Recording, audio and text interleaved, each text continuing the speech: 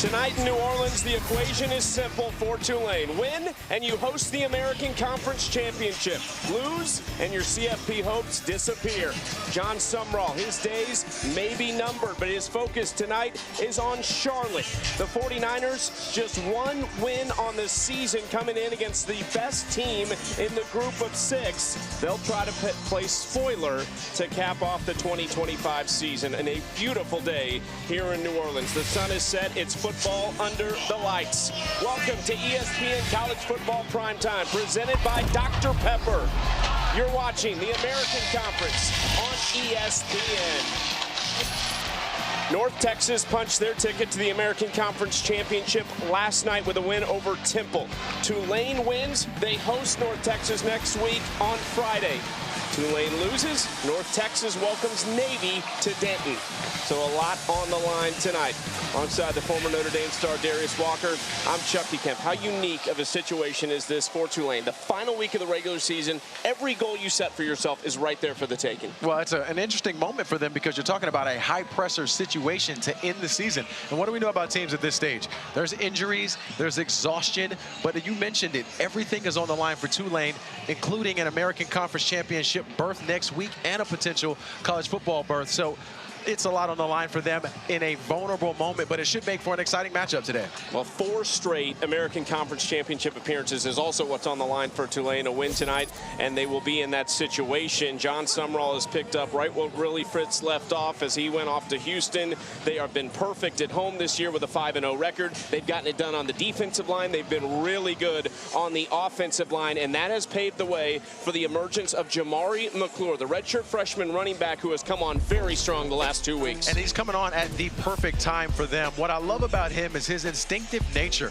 He's really good with the football in his hands. He has the vision, he has the balance, and he's explosive. He's a home run hitter. He's a threat to take it the distance whenever the football is in his hands. And it's really coming at the best time for them because Jake Reslov has been the bell cow and the workhorse for them as a runner from the quarterback position. So to have McClure emerge now is really coming at a dynamic time for them and going to put a lot of pressure on everything else as it relates to trying to stop them on offense. Over 200 yards in the last 2 weeks for McClure, a career high in back-to-back weeks. Those numbers combined are more than his career combined entering a couple weeks ago against FAU. So they really needed that. On the other side for Charlotte, not been the year Tim Albin had hoped for in his first season, coming over after a very successful run at Ohio. And a big reason why, Darius, injuries. Connor Harrell, their starting quarterback, was starting to play really well, out for the year in the 4th game of the season. They've had 51 different players make at least one start this year. Not necessarily a recipe for success. They do have a couple guys coming home to play in New Orleans. One of them is their star receiver, Javen Nicholas. And he's just been outstanding when he's on. He's a dynamic playmaker. And the word there is playmaker. When the football is in his hands and in his direction, if he's able to get his hands on it, he can take it the distance. When I watch him, I love his ability to cut. This game is against North Texas, one of the best teams, as we know, in the American Conference. He looked like a man amongst boys out in that game. So when he gets rolling, and he can get hot. They're going to need him to make a lot of plays here today to keep this game close, especially early in this game. They played with North Texas for a few quarters. John Sumrall, a lot of rumors about his future. His focus tonight, getting Tulane to the conference championship. Tulane has a combined 32-10 record over the last 3 years. The home crowd hoping to send them to a 4th straight American Conference Championship tonight. They are perfect at home. It would be their first perfect record at home in an entire regular season since 1998. And they would be trying to win the American Conference Championship for the first time since 2022. The kick is out of bounds. And the start for Charlotte sums up a little bit of their entire season, a penalty on the opening play. Yeah, they really have struggled in all facets of the game. But I look back at that game against North Texas a few weeks ago for Charlotte. They hung in there. It was close at halftime. It was a 1-score game going into the 4th quarter. So don't be surprised if you see Charlotte come out and play spirited early in this game. Jake Retzloff has thrown for 230 yards or more in 6 of the last 7 games, transferred from BYU, redshirt senior from Corona, California, was recruited by John Sumrall at Troy before BYU came in and scooped him up, so there was familiarity there, and he has been a star for the Green Wave this year.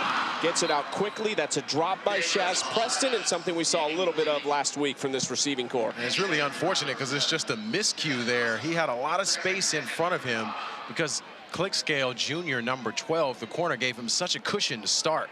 That's one that Preston's going to have to catch. He's going to have to make those catches in order for them to get this offense going.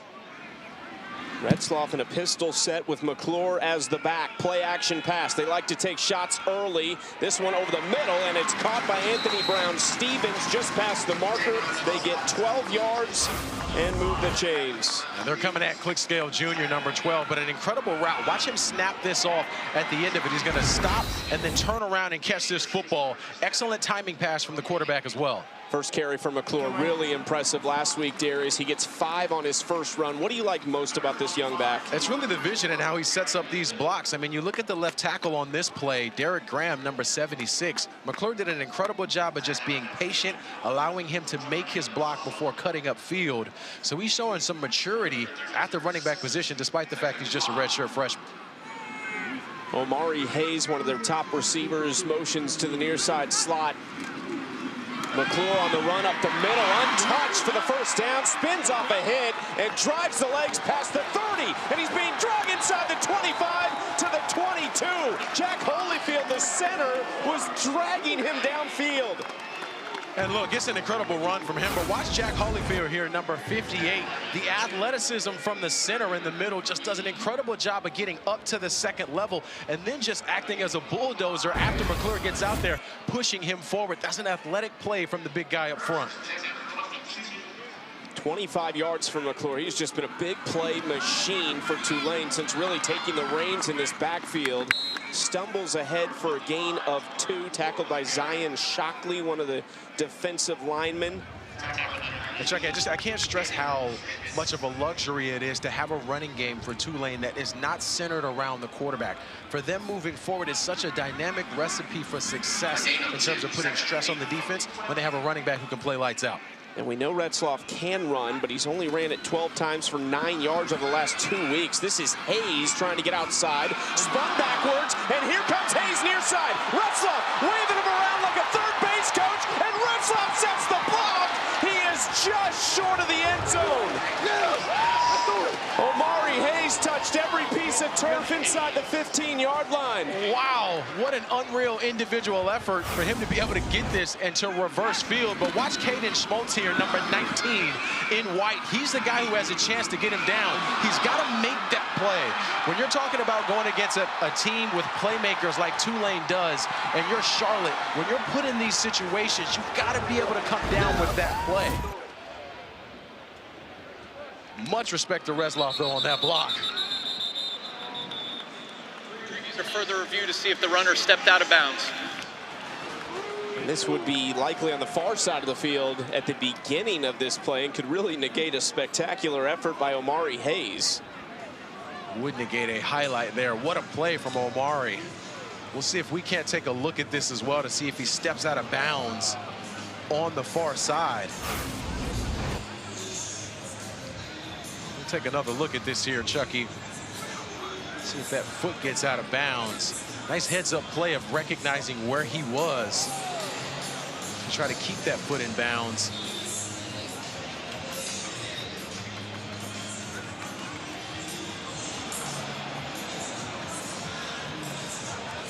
And for Caden Schmutz, number 19, he just has got to make that play, Chucky.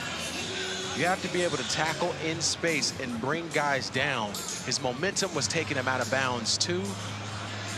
As you look at that shoestring there, and got to be enough evidence to overturn the call. I think this call would just be confirmed on the field with the individual effort there. Another look at the toe tap here. He's not even looking at the ground. That's pretty good to just have body control and a sense for where you are. Step in reverse field, but the athleticism from Omari Hayes there, the 5'9", 170-pound redshirt sophomore. It's Spent 3 years at Florida Atlantic, was their #1 receiver a year ago. He's from Sarasota, Florida. It's so hard to tell.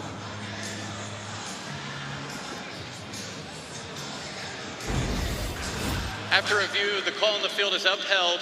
It'll be Tulane's ball, first down at the 1-yard line. So they uphold the call, and it'll be 1st and goal Tulane at the 1.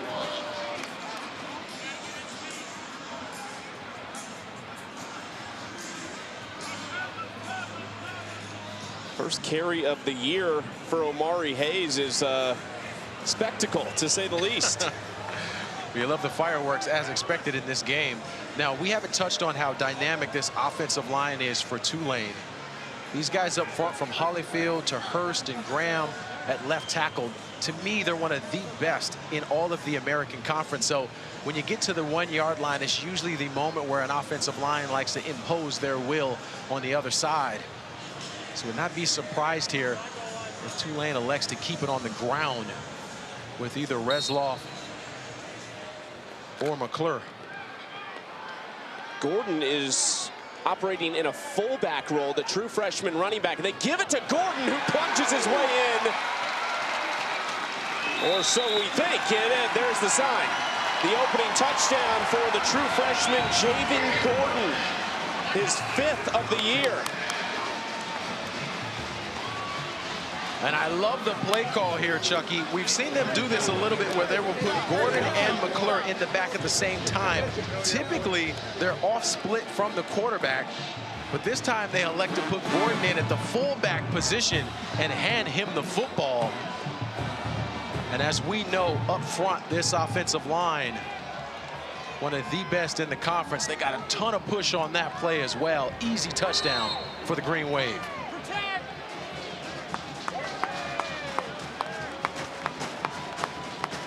One of the best kickers in the nation on for the extra point, Patrick Durkin. Low snap. A nice job on the hold and connects to make it 7-0. Great start for Tulane here in New Orleans. And they marched this football all the way down the field. This offensive line is one of the best in the country. Gordon able to pay this off with his legs. The true freshman doesn't skip leg day.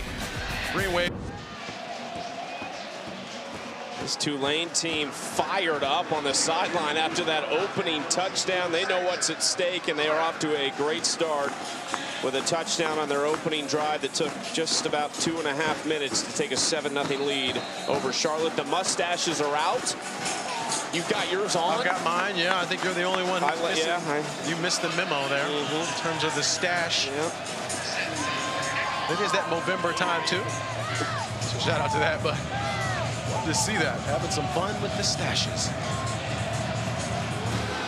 Durkin sends it away, and it is a touchback as expected from the big leg of the redshirt freshman kicker. Now, we mentioned the injury to Charlotte's starting quarterback Connor Harrell in week 4. Was really starting to play well too. He's still been a big part of this offense, but it's been Grayson Loftus who comes out. The redshirt sophomore from Gaffney, South Carolina, had a great 2-week stretch against North Texas and East Carolina, threw for 574 and 5 touchdowns. So he's shown what he can do. Yeah, he's shown some flashes, but he's also shown some of the young mistakes as well. I think we're going to watch him grow up here tonight in this football game as he continues on his trajectory as QB1 for them. Sean Brown in motion. The receiving core is one of the units, one of the many units for Charlotte who has been bitten by the injury bug. Cameron Smith bounced around and got about a half yard before he's driven back by a number of Tulane defenders. Jack Chenchu, the safety, one of them.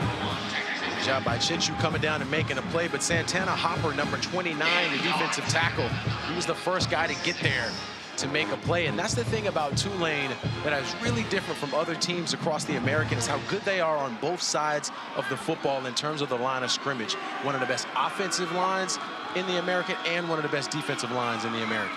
26 sacks, tied for second in the league.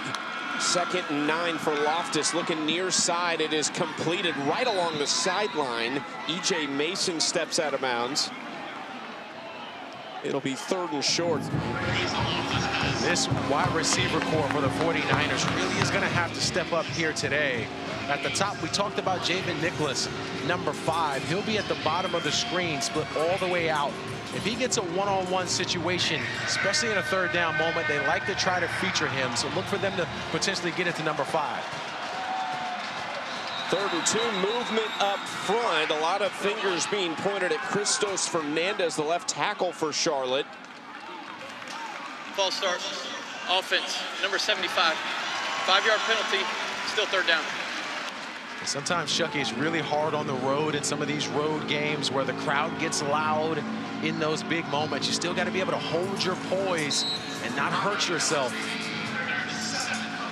The early part of this game, Chucky, for Charlotte is so important in them being able to keep this thing close. They need a methodical drive to eat up some clock to keep that high-powered offense from Tulane off the field. Tulane diehards are in attendance. 3rd down, Loftus going to air it out down the sideline. There's contact, and there is no flag. They were targeting Nicholas, trying to get the big play, but it'll bring up 4th and 7. It's just a good job in coverage by Javion White there, coming from his spear safety position. Nice job using his hands at the point of attack. And as that football gets there, he's looking for it. That's always the coaching point for DBs. When that ball is in the air, keep your eyes back towards the ball, even if there is a little bit of hand action. Bronson Long on for his 63rd punt of the season. Omari Hayes calls for the fair catch at the 28-yard line. Here's a look at next weekend's ABC College Football Conference Championship lineup. We start Friday night in the American. That's at 8 Eastern. Then Saturday, the Big 12 title game at noon Eastern, followed by the SEC. And finally, the ACC Championship game is at 8 Eastern. Miami punching their ticket there. There's just a lot to be decided. Texas's win last night over A&M maybe shakes things up in the playoff. Sure does. Makes it a little bit messy. But kudos to Arch Manning.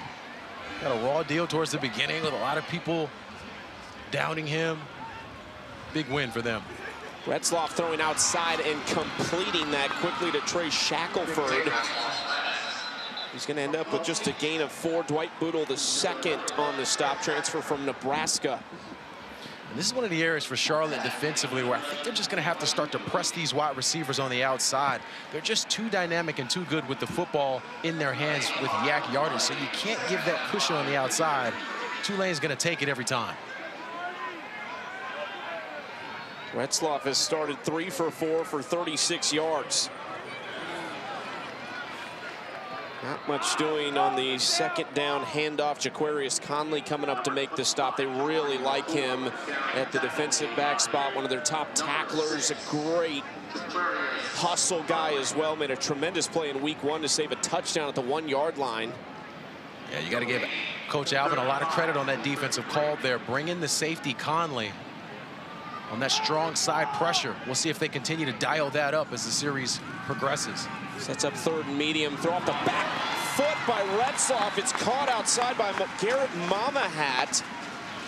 Mamahat, a guy, Darius, who's only played now in 3 games. He was injured, but he returned last week, had 1 grab, and there's another one. Yeah, what an impressive play here from him, because he's a high school quarterback, so he changed positions, but showing you the ability to be able to catch by extending those hands.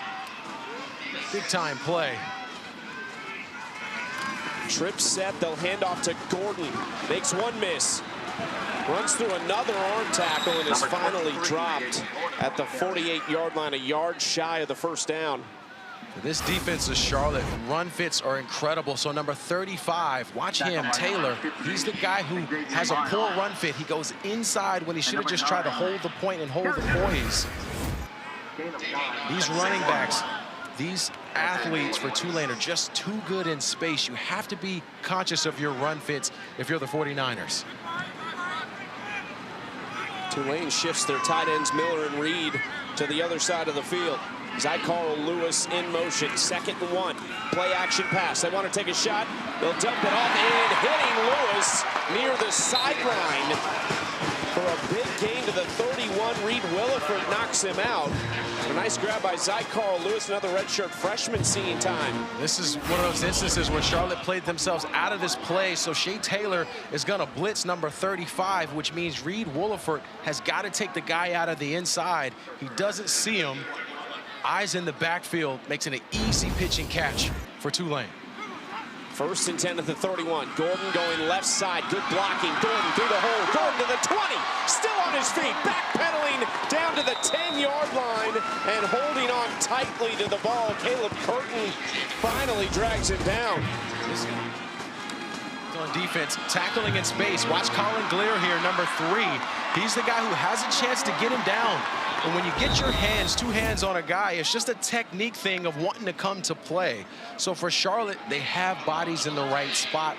Guys just have to be able to make the play and get a guy down. Gordon and McClure both with runs of at least 20 yards now. Little motion, they flip it to Brown Stevens. And he is hit hard out of bounds by Williford, their top returning tackler and their leader again this season. Brown Stevens, they're showing you that they're continuing to feature him. Nice little wrinkle here of bringing him in motion and then bringing him back on a flat route. Little bubble to the outside. Big time hit from Reed Williford there, coming in and laying the wood towards the end. And that's going to be the recipe of success for Charlotte. They're going to have to be able to make those plays in space against really good football players. I understand it's asking a lot, but they're going to have to be able to do that some if they can keep this game close. McClure the back.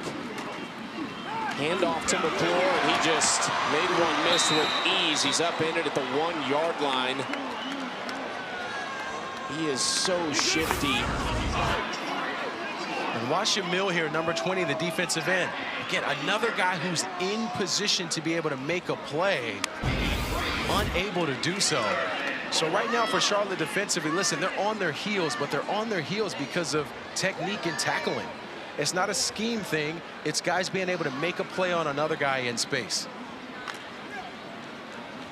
Team that has had a tough season. Retzloff, QB sneak, is in for the touchdown. Jake Retzloff with his 13th rushing touchdown of the season, and Tulane is up 2 scores very quickly.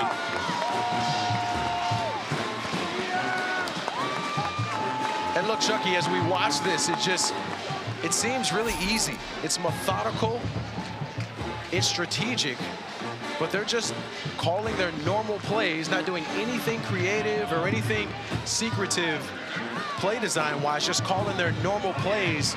They're making more plays than the 49ers at this moment. Most rushing touchdowns by a Tulane quarterback in a single season for Jake Retzloff in his 1 year in New Orleans. Exactly as they scripted it, Darius. No doubt getting behind Jack Holyfield, number 58. The big fella up front lets the big fella behind him, and Retzloff scored another touchdown. And Tulane, the Green Wave, they're in motion. ESPN College Football is presented by Ice Cold Dr. Pepper. College football, it's a pepper thing. Well, you're preparing for the game, so you celebrate Thanksgiving with your team. Charlotte and Tulane both having their own team Thanksgivings. Do you remember doing that at Notre Dame? I sure do. I also remember eating way too much and just blowing the diet out of the water on one day. So I tell you, a little slower out of the gates that game day. Something about that turkey with the cranberry sauce and the collard greens that just screams, you know what, forget the diet. I say that every day. What diet? Durkin on to send it away. A 14-0 start for Tulane in less than 10 minutes.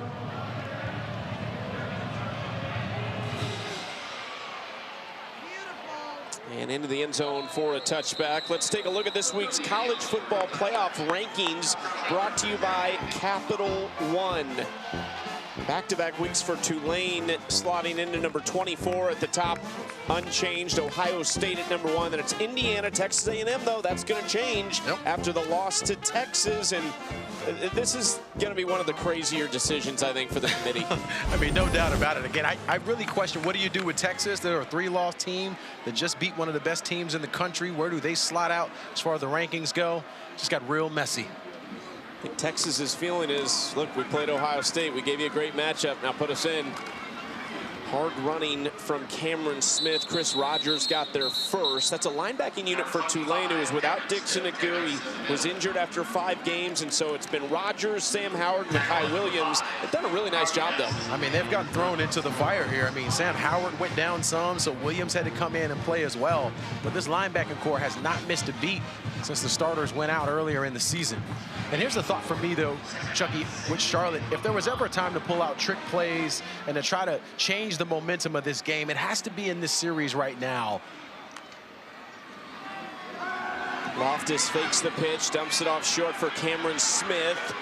Smith ducks the head, but he's wrapped up by Chris Rogers. Chenchu was there as well.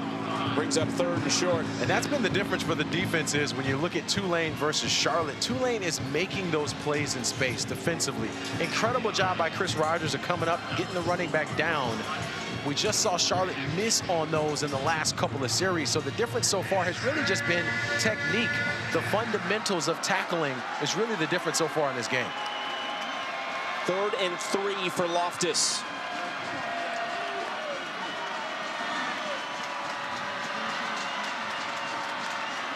Tulane showing pressure. It's a little tunnel screen set up for Nicholas. They've got the first down and the first touch for the New Orleans native. And I love the call here, Chucky, of trying to get Nicholas going.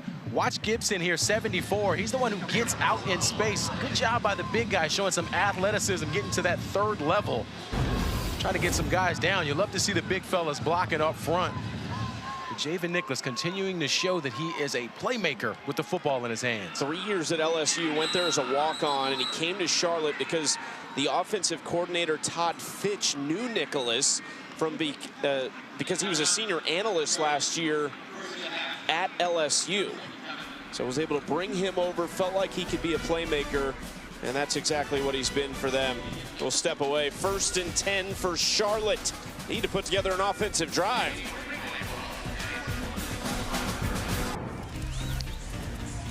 Charlotte trying to add to the American upsets this year. Back in October, we saw UAB with the big one over Memphis. That was when the Tigers were rolling. And then last week, Tulsa over Army in a nail-biter, 26-25. Same time, UTSA, that was not a nail-biter. They dominated East Carolina. Charlotte would love to really shock this conference this week and pick up their 2nd win of the season. Well, look, it's just a 2-score game, still a lot of football left. Nowhere to go. They put Gainey. It looked like it was Nicholas in the backfield. It's Ron Gainey Jr. who goes nowhere. Incredible job on one-on-one with Jordan Norman there. The defensive end, number 9, using those hands to get that offensive lineman off him to be able to make a play. And we touched on this a little bit before the break, Chucky, but just the idea of a trick play. We saw the tunnel screen. We saw them getting a little creative offensively. I think you're going to have to go back to that if you're Charlotte to try to get some momentum here on offense. Nicholas in motion. Loftus looking that way. He goes inside instead, and diving ahead is Sean Brown. Sam Howard on the stop, sets up 3rd and 3. I love the idea of using Javen Nicholas as a decoy in those instances. When he comes in motion, he commands a lot of attention when he's moving around. Nice job by Sean Brown of just settling down there into a spot. Now, the interesting thing for Tulane right now is Nicholas just went off the field, so no Nicholas. I think this is a moment for Tulane where they can dial up some pressure, try to see if they can't force the read for Grayson Loftus. Nicholas converted on their last 3rd down, which also was a 3rd and 3 situation. They are at 36% on the season as a conversion rate. Deep shot down the sideline is caught by the big man, Sean Brown. 6'4", 200 pounds, makes a nice grab.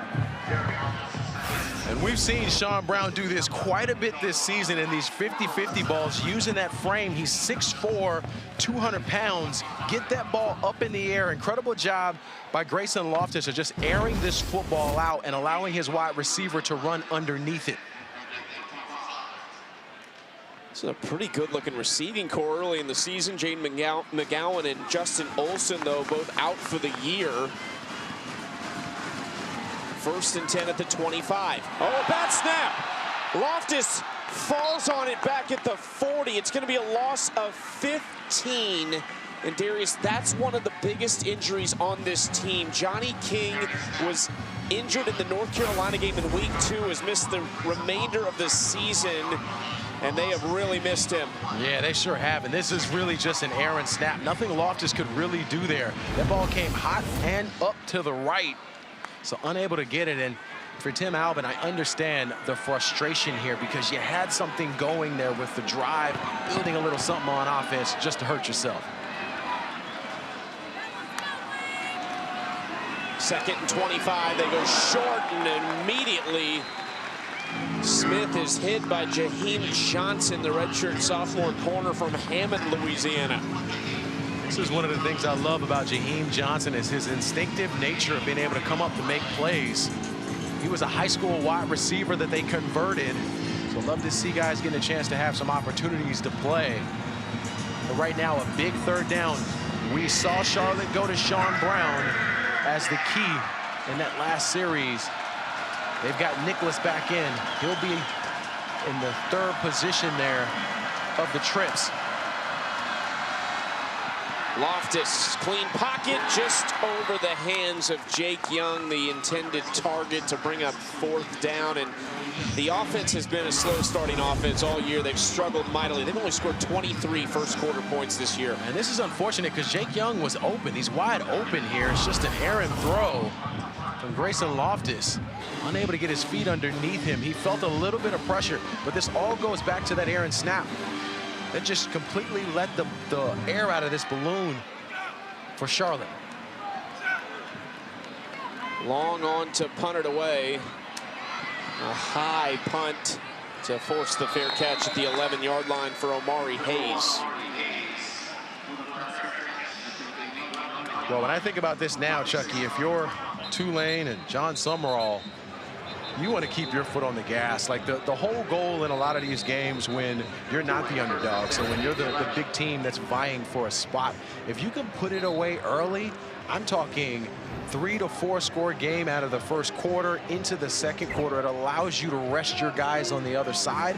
We know what they have ahead of them as far as the conference championship goes and a potential playoff berth. You got to keep your foot on the gas right now if you're Tulane. The injury lists are long for everybody this time of year. Everyone's questionable, it seems like. Retzloff on play action, looking toward the sideline. Brown-Stevens makes the catch and stiff arms his way out of bounds. The high five from his coach, John Summerall, to move the chains. My goodness, Chucky, this route is incredible from Anthony Brown-Stevens. Working against Derek Edwards on the outside, just does an incredible job of running full speed and then stopping on a dime at 10 yards to catch that football. 4 different rushers, 5 different receivers in the first couple drives for Tulane. Here's Brown-Stevens again, cuts back, gets a block from Pascuzzi, and now jumps ahead to the 45. He has got so much wiggle to him, Chucky. It's just impressive when he has the football in his hands. As we get a close to the 1st quarter. But right now, Tulane offensively able to do whatever they want. A 2-score lead for the 24th ranked team in the country. The quarterback sneak, the big play from Hayes. You said it, Darius, they're rolling and they're trying to put distance between them and Charlotte. Welcome back. 2-score game here. Tulane still up. Chucky, this was the last play we saw. Watch Anthony Brown-Stevens here. Just a simple slant route, but look who he's going against. That's Caden Smoltz, the linebacker. It's just a matchup nightmare. You're asking a linebacker to be able to cover one of the best wide receivers on this team. And that's been the recipe of success right now for Tulane offensively, winning those one-on-one matchups. And they have it 1st and 10 at the 45-yard line.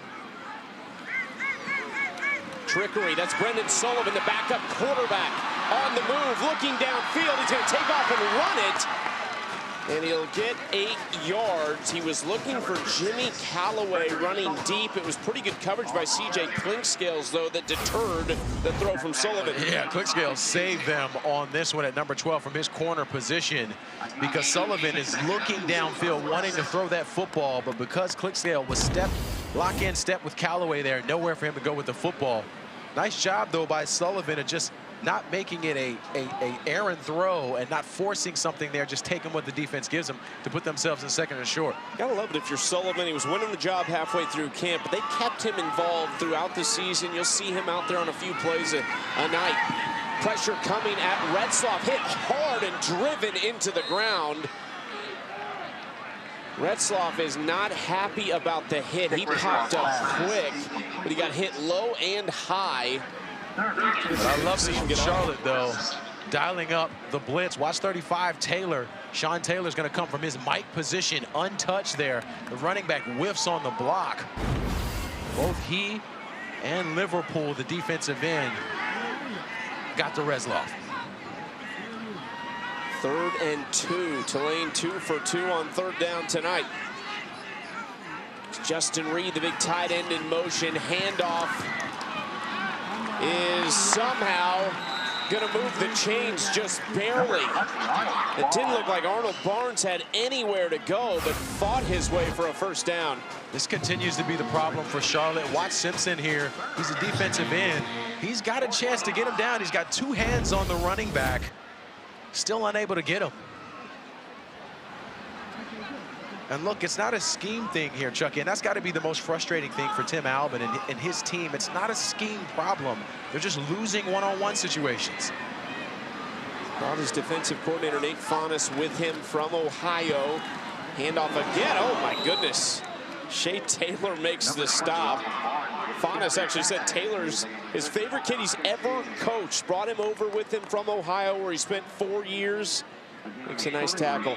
Yeah, they didn't have him last week, so they're excited to have Shea Taylor back. And he's a guy who's really stuck around. Now, he had some Power 4 offers to leave this program, but decided to stick around and continue to compete in his 5th year.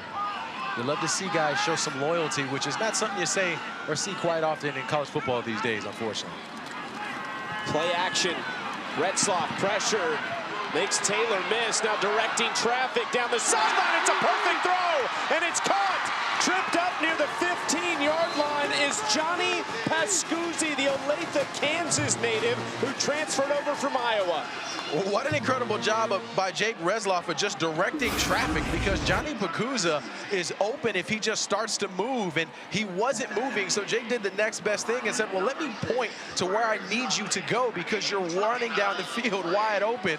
Nice job of just directing traffic on the move there and then making an incredible throw to pick up another chunk play. Pascuzzi has had 4 of his 8 catches on the season come over the last 2 weeks. This is him in motion. They hand off to Turner, who drives his way down close to the 5-yard line. That's Mo Turner, Darius, a Louisville transfer. Hadn't played since October 30th. I don't know that they expected him to. We saw him return, though, last week, and here he is again this week. He's an experienced running back as well, so it's nice to have him out there, especially in passing situations with pass pro and understanding what to do in situational football. But right now, Chucky, this offensive line is just looking as good as ever up front. Holyfield's getting a ton of push from the center position. I think Charlotte's going to have to blitz if they're going to have any chance of stopping this at the line of scrimmage. Turner still the back, gets the carry going left side. And he's dragged down by Cary Grant. That's the other New Orleans native for Charlotte, making a nice tackle. Yeah, he's a JUCO transfer from a couple of years ago. Another one of those guys from New Orleans, got 40 family members here. Looking to play well in front of his family for sure. Did you ever get to play back in Georgia? I sure did, yeah, and I had about 40 people at the game too as well. We played Georgia Tech, so I got a chance to go home to Atlanta to be around friends and family. It's always a great thing when you can pull those off, because you just get so many people who don't get a chance to actually go to the games to see you. It's a beautiful thing. I bet you scored a touchdown. I had a couple of touchdowns. Yeah, I bet you did. Barnes is the back. Retzloff going to throw it over the middle. It's picked off! Caden Schmitz jumped the route, and now Schmitz is tackled by Retzloff. Another one that came over with Nate Faunus and Tim Albin from Ohio has his second pick of the year. Well, it feels like Charlotte really desperately needed a turnover, some kind of play to spark some life. What a job from Caden Schmitz here. He's number 19, right in the middle. Bates, the QB, just waits around, picks it, able to take it. We have our first turnover of the game. Can they make something of it? We'll see when we get back.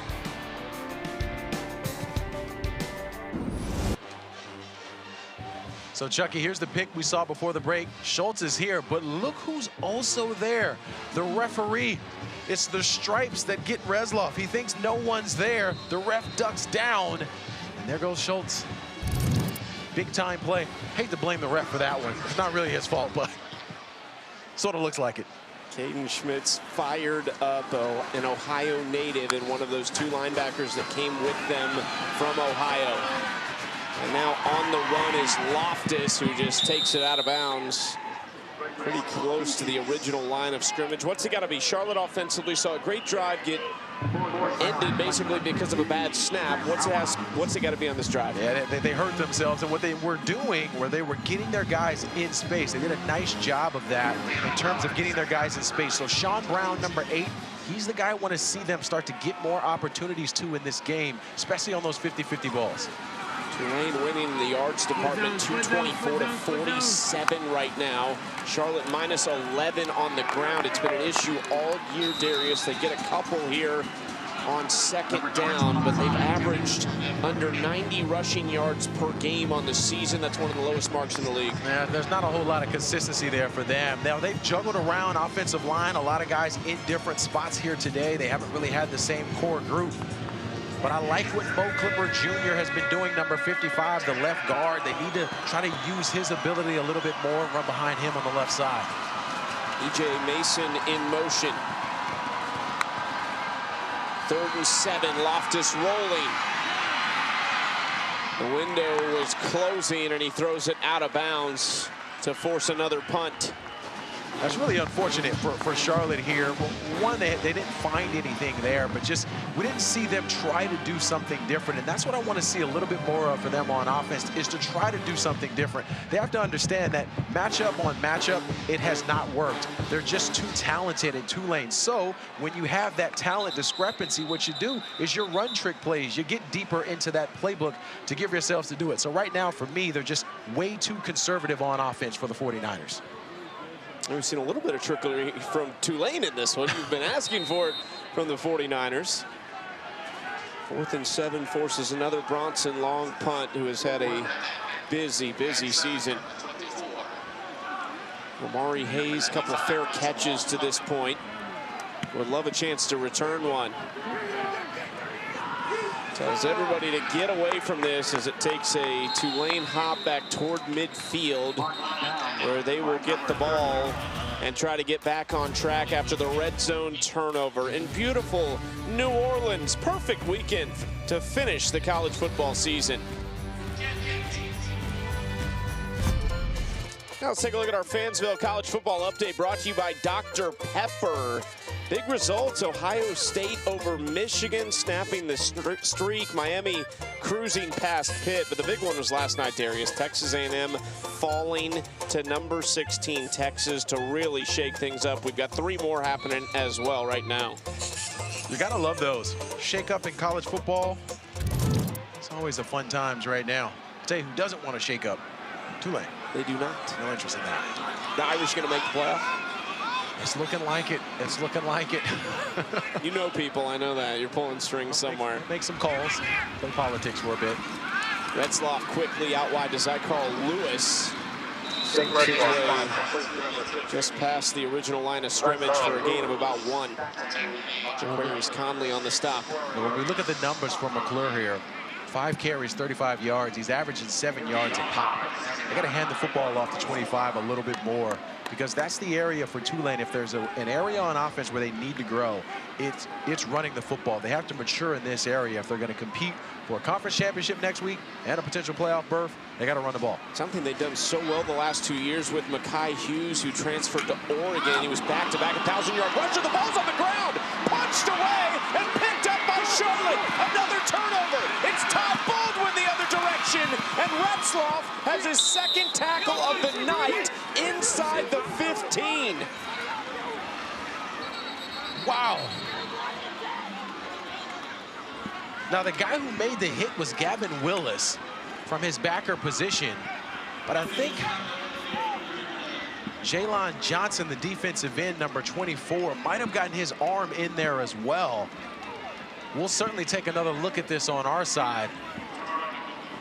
That's Johnny Pascuzzi on the ground, the tight end, with a big catch earlier in the game.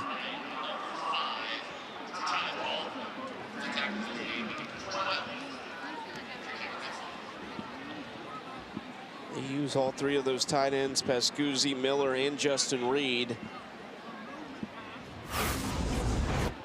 Charlotte forces their second turnover now.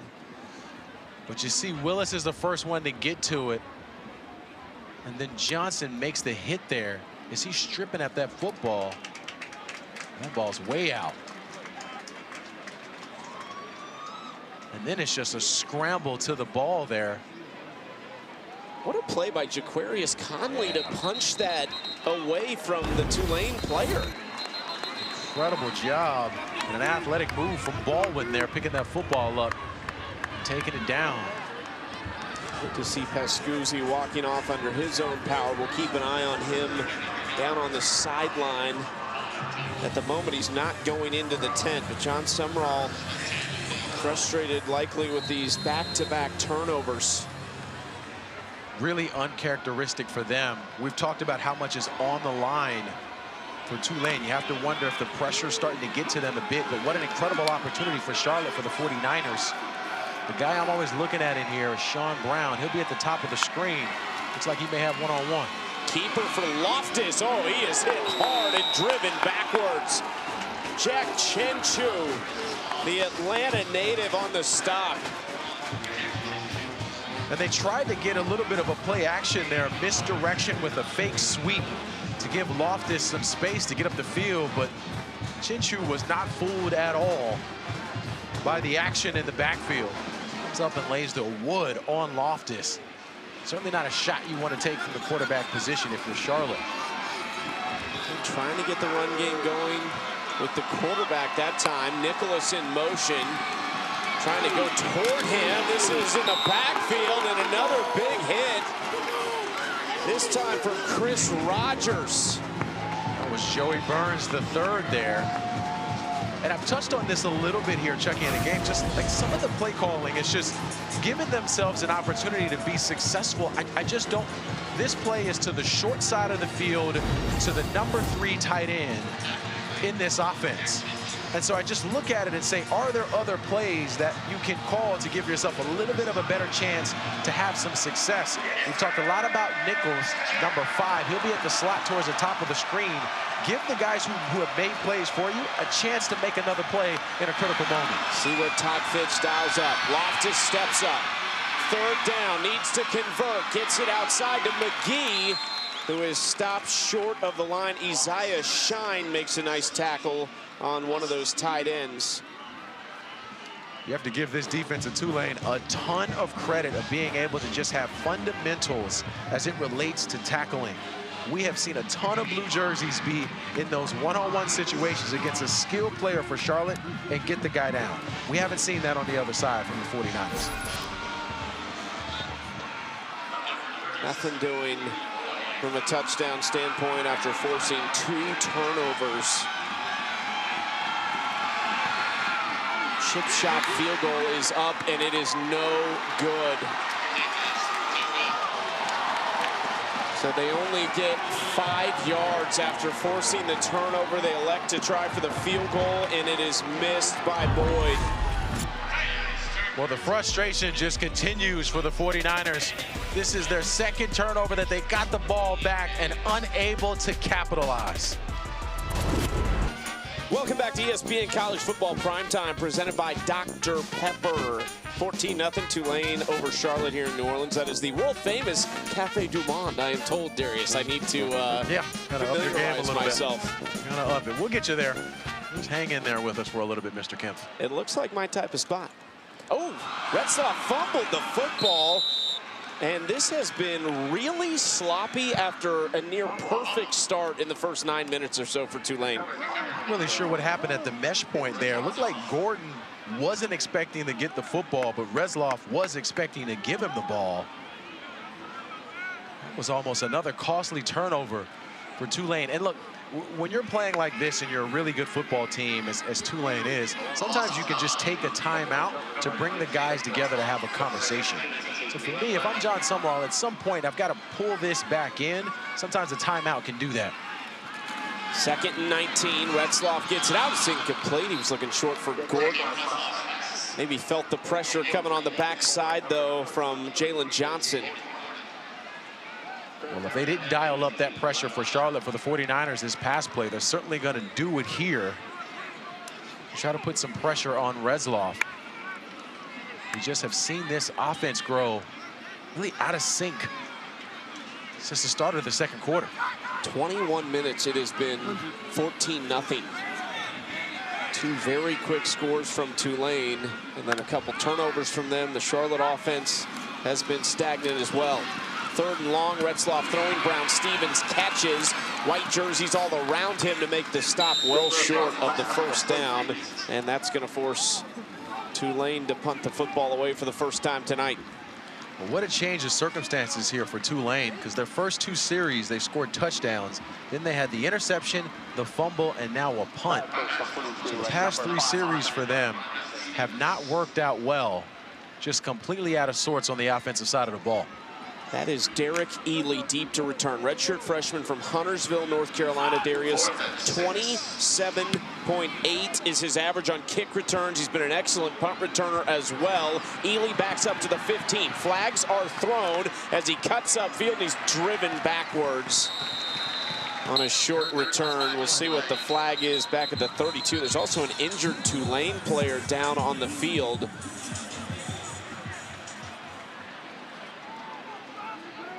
Sean Nicholas, a sophomore defensive back from Harvey, Louisiana.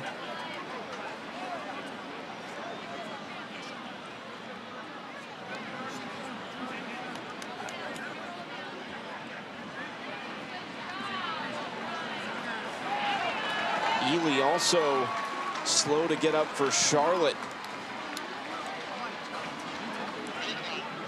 It doesn't look good for Derek Ely. It's been an electric kick returner for Charlotte. There are 2 fouls on the play, both by the return team. Personal foul, illegal blindside block. Return team number 11, that penalty is declined. During the kick, holding. Return team number 11, penalty is half the distance from the end of the kick. First down, Tulane. White Boodle, the second. Correction, Charlotte. Is the guy for the 49ers who was called on that play.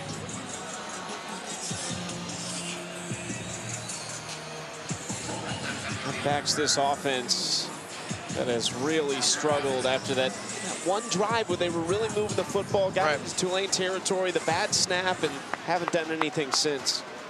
Well, if you remember back on that drive too, they had like the tunnel screen and they were moving guys around, just trying to get a little creative on offense by putting the stars in space. They just have gotten away from that really since the first quarter. They are negative in the rush yards category still, Darius, with -8. I know that makes you cringe a little bit as a former running back. It's painful. Can Loftus get it going? They hand it Gainey, this time right on cue. Gainey has their biggest gain on the ground for 10 yards. This is a great run from Gainey here. But Christos Fernandez, the left tackle, number 75, he's the guy who makes the key block there on the outside. Nice job of getting up the field by Gainey to pick up the first down.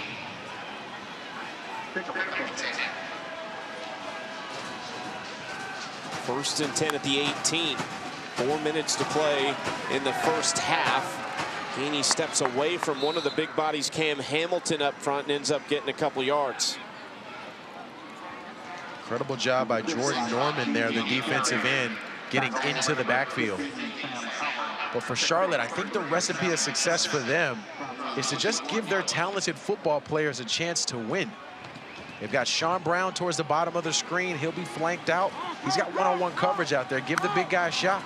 Nicholas inside of him. Loftus throwing off his back foot downfield. It's picked off. There was a lot of contact. No flag came out. Intercepted by Kevin Adams III. And he sets up Tulane inside the 35-yard line. They get one back. And Loftus is trying to go to E.J. Mason here, running the seam route from the slot position. But Kevin Adams does an incredible job of just playing center fielder in the back. You see 7 here. Gonna come over, just play that center field. Nice job tracking the football. An overthrow from Grayson Loftus results in an interception from Kevin Adams. Nice job playing that ball, but that's an overthrow from the quarterback. Green Wave get their first turnover. Adams' second interception of the season.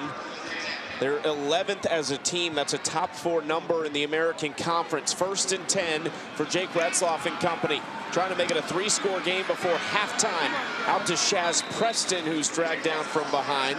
Saw Preston in some big games this year, was really good against Memphis, had a couple touchdowns. We saw him with a 69-yard touchdown grab to start the game last week at Temple. And this is his second year in the program, so I think we're starting to see him grow and understand what he needs to do. Quickly out to Gordon, the running back, running behind Preston. And Javen Gordon really has been the steady workhorse for them for most of the season up into the past couple of weeks. Now, while he's not a home run hitter type running back, he is a steady guy that can win in short yardage. He's incredibly dependable. So in a third down and short situation, when you have number 23 in the backfield, give the big guy the football. Retzloff under center, Gordon behind him. Hayes in motion. Retzloff kind of pulls it out on a fake sneak and is tackled at the 21-yard line. He's got a first down. Real Navy-like on that play there. Incredible job by Retzloff. And this is one of the ways he really can stress a defense is with his legs. We haven't seen him run as effectively the past couple of weeks. Now, we know he has battled with some injuries. He was supposed to be questionable today coming into this game. But when he's on as a physical runner, it just adds a new layer of complexity to this offense.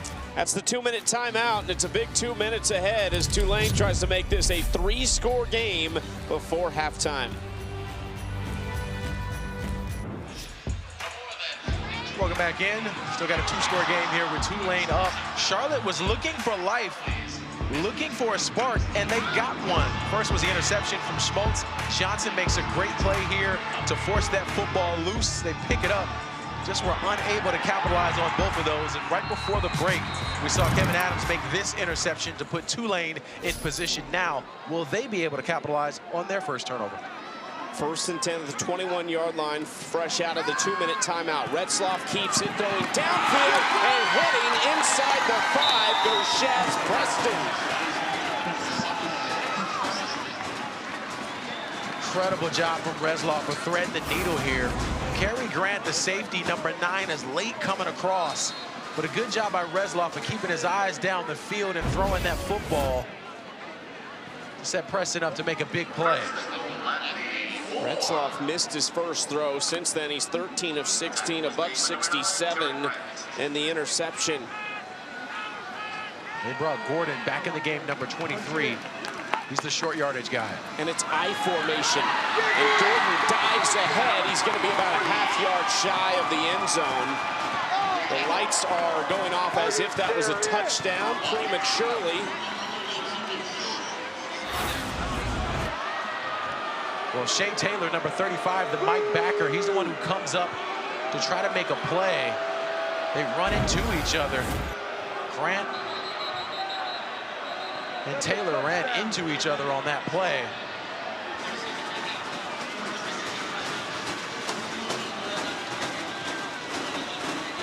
Somebody hit the lights button too early. Just, you know, a little too quick.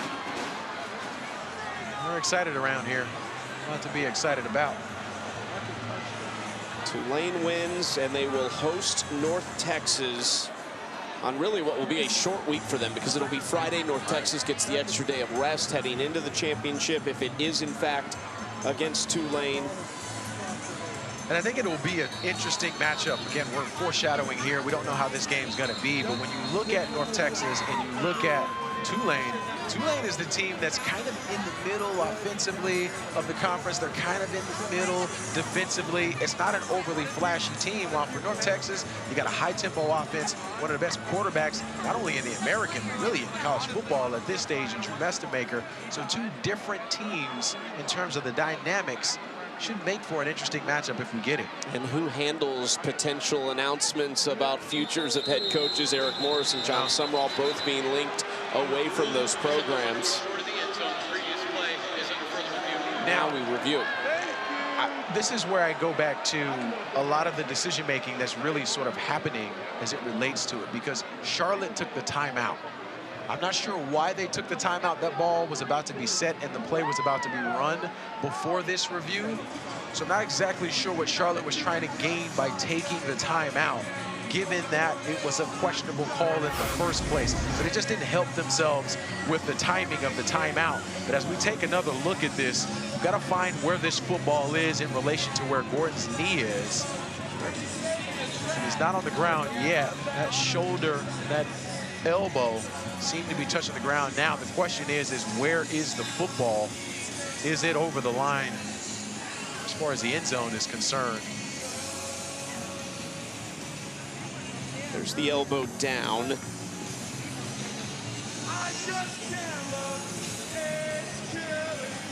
Hard to say from this angle. Excellent job by our camera crew here, though. That elbow down. I mean, they have this basically at the 1-inch line. The call on the field is upheld. It's second down, Tulane at the 6-inch yard line. Not a big surprise there. Nothing earth-shattering on that replay to change the call. Big turnover. The pick from Kevin Adams to set this up, because Charlotte gets the ball to start the second half. So potentially either that could have been a two-possession game, or maybe you go down and score. Remember, Charlotte did have the missed field goal as well. Now 2nd and goal. Retzloff under center, inches away from the end zone. Reed behind him, tush push. Retzloff again. For the 14th time this season, it's a rushing touchdown for Jake Retzloff.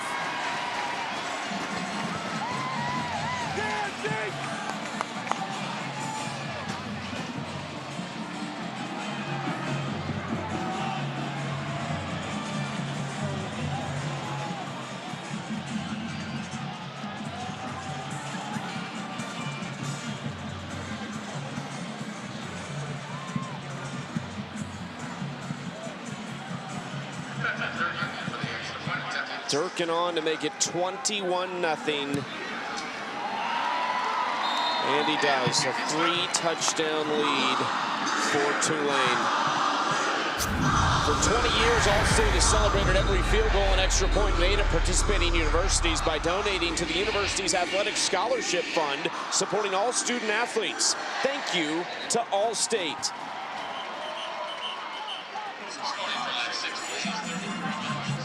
Well, no real surprises on that last series for Tulane offensively, with Retzloff being able to cap that off. They've been winning the line of scrimmage on both sides, and they just continued that dominance into that series. But they did a good job of capitalizing on a turnover, something we were looking for Charlotte to do with their 2 turnovers. They just weren't able to get any points off of. Felt a little like, too, even if Charlotte doesn't go down and score, if you go to the break in a 2-score game, you got 30 minutes left in your college football season. What happens in those 30 minutes? Complexion has certainly changed after that touchdown. But 1 minute 9 seconds left in the first half. We'll see if the 49ers can mount an offensive drive here. It's fair caught on the return. Next Sunday, we've got the official exclusive reveal of the final college football playoff top 25 rankings in a 4-hour special. Reese and the guys break them down top to bottom and unveil the matchups for the 12-team playoff. It starts at noon Eastern after Sunday NFL Countdown on ESPN and the app. I'm just here for the carnage afterwards. Who's angry, who's not, that's what I'm really looking forward to. Who's disappointed? Where does the coaching carousel swing in that moment too? Lots going to happen over the next 7 days. Loftus throwing short, pickup of a few on first down. It really doesn't matter too. You could go to 64 teams. The 65th is still going to be mad. Somebody's going to be upset. Somebody's going to be upset for sure. And especially with like the scheduling thing, that's the other piece of this that you hear a lot of coaches talk about publicly on whose schedule is stronger, whose schedule is weaker, all that factoring into play.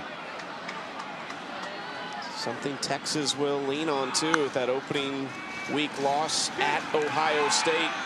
Loftus dumps it off to Gainey again, who steps out of bounds. I don't think he quite made the first down marker. Maybe third and short.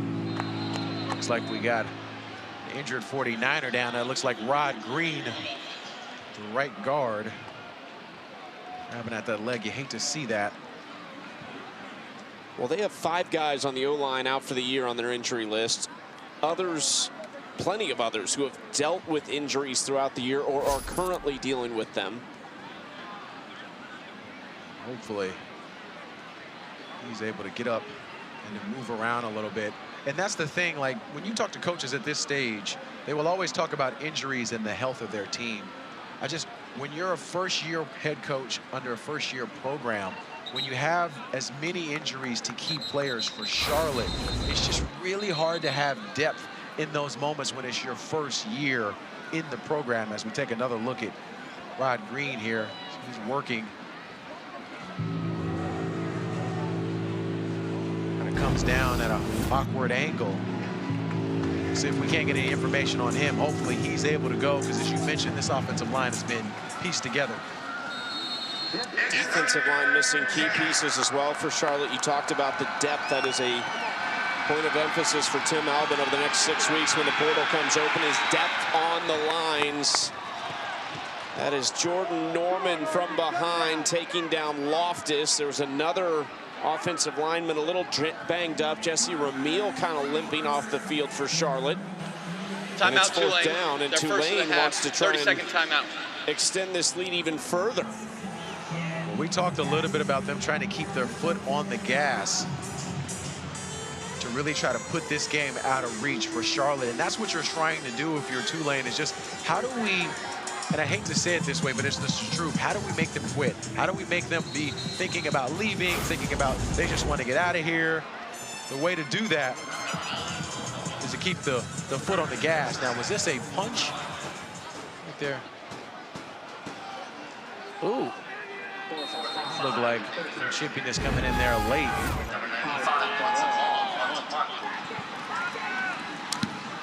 He got away with one there as the punt backs Hayes up to the 20 where he fair catches it. And Tulane has 2 timeouts and they've got 45 seconds to work with to try and go down the field. They've got big play receivers, which we've seen.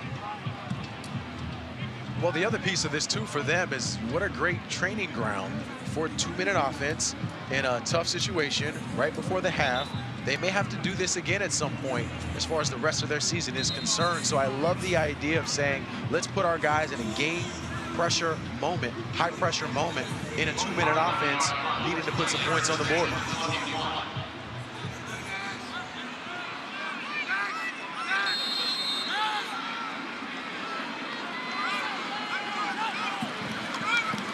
Retzloff throwing toward the sideline. Brown-Stevens steps out after a quick completion. Just a few seconds tick off the clock down to 40.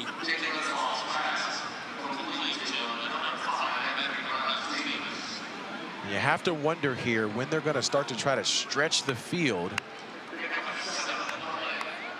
They still have 2 timeouts with 40 seconds left. At some point, you're going to have to try to get some chunk plays here. Pistol formation, they will hand it to Gordon, who doesn't get much, just beyond the 30-yard line. Close to a first down. That's the second timeout. That was a little bit of a head scratcher there. Just given they're trying to stretch the field and get this football down the field. To call that play in that moment, knowing you'd have to burn a timeout. Maybe trying to get the first down and then rush to the line so you can save the timeout while the ball is reset and the clock stopped. I mean, there's 1,000 ways to skin this, right?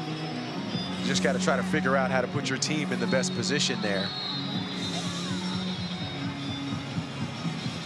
And look, I've been so impressed with John Sumrall. We've had a chance to do a couple of their games. He's an impressive individual, but the most surprising thing for me, Chucky, is you got to remember, this is just his 4th year as a head coach.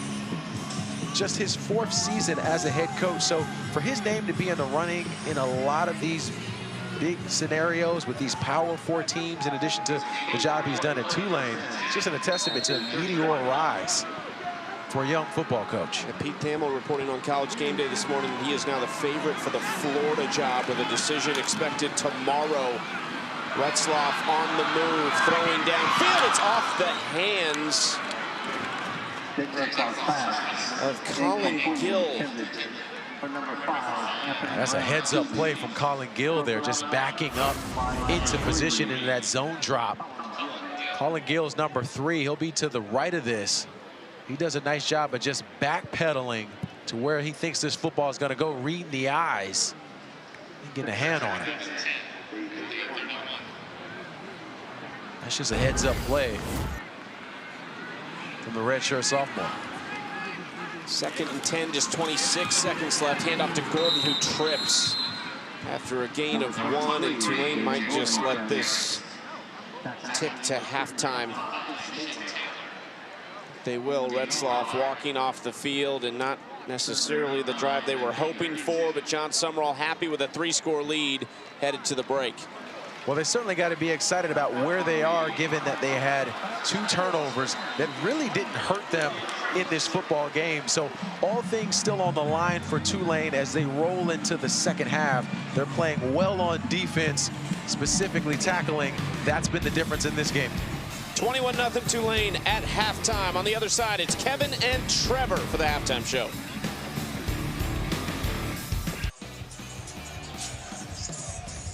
Welcome back to ESPN College Football Primetime, presented by Dr. Pepper. You're watching the American Conference on ESPN. Lovely night in New Orleans as Tulane hoping to punch their ticket to their 4th consecutive American Conference Championship game. With a win, they would host North Texas next Friday right here in New Orleans. Alongside Darius Walker, I'm Chucky Kemp. Tulane up 3 scores. Darius, haven't really played their best football, though. Yeah, and that's the strange thing for them, is that they usually come out with a lot of poise, but it's been the mistakes that they've really hurt themselves. And it's in one of those situations, too, when you look at Charlotte with them being able to capitalize on it, they just were unable to do so. And so as we look to the future for Tulane, these are the areas where they're really going to have to clean it up. And the first one was Retzloff not seeing Smits in the back. He intercepts this. And then the second turnover happened, the fumble. Johnson does a good job of hitting him. Baldwin picks this up. He's able to take it down, but Charlotte was just unable to capitalize in these moments. So Tulane got an interception on their side with Kevin Adams being able to take this one, which led to this 1-yard touchdown tush push from Justin Reed. Then Jake Retzloff gets into the end zone. But Tulane, not the cleanest first half at all, but they've done a good enough job to put themselves up 3 scores. Quick start, too. Had 2 touchdowns in the first 9 minutes or so of the game. Retzloff still threw for $174, rushed for 2, set the single-season rushing record for a quarterback in Tulane history. John Sumrall, all the rumors about his future. They are 30 minutes from an American Conference Championship berth and hosting Tim Albin. A long way from that right now, but a man who has a lot of confidence in what he has done at other places and what he will do at Charlotte. I think that is the good piece for Charlotte, though. They got a guy who has done this before, this being rebuilding a program and starting over from scratch. So we've seen some flashes from the 49ers even here today. You just got to be able to put all the pieces together at once. It's a touchback. Charlotte's offense will take the field, led by not Grayson Loftus. They are going to make the change to Zach Wilkie, the redshirt junior from Hernando, Mississippi. We've seen him a little bit this year. He's thrown for 290 and 2 scores, a couple picks. Came into the USF game, and that's really where he did most of his work. 14 of 18 for 150 yards, 2 touchdowns, and 1 interception. Now, he's a redshirt junior. He has a ton of experience at other places as well. We'll see if he can lean on that here to create a spark for this offense. Sean Brown in motion. We've really only seen him targeted the one time. It's a nice catch down the sideline. They hand it off to Smith. He's tackled hard by Trayvon McAlpine. And look, I like the call from Tim Alba. I love the call. Make a change, throw caution to the wind, see if Wilkie might be able to be the spark that you need on offense to try to give themselves a little bit of life to see if they can close the gap in this football game.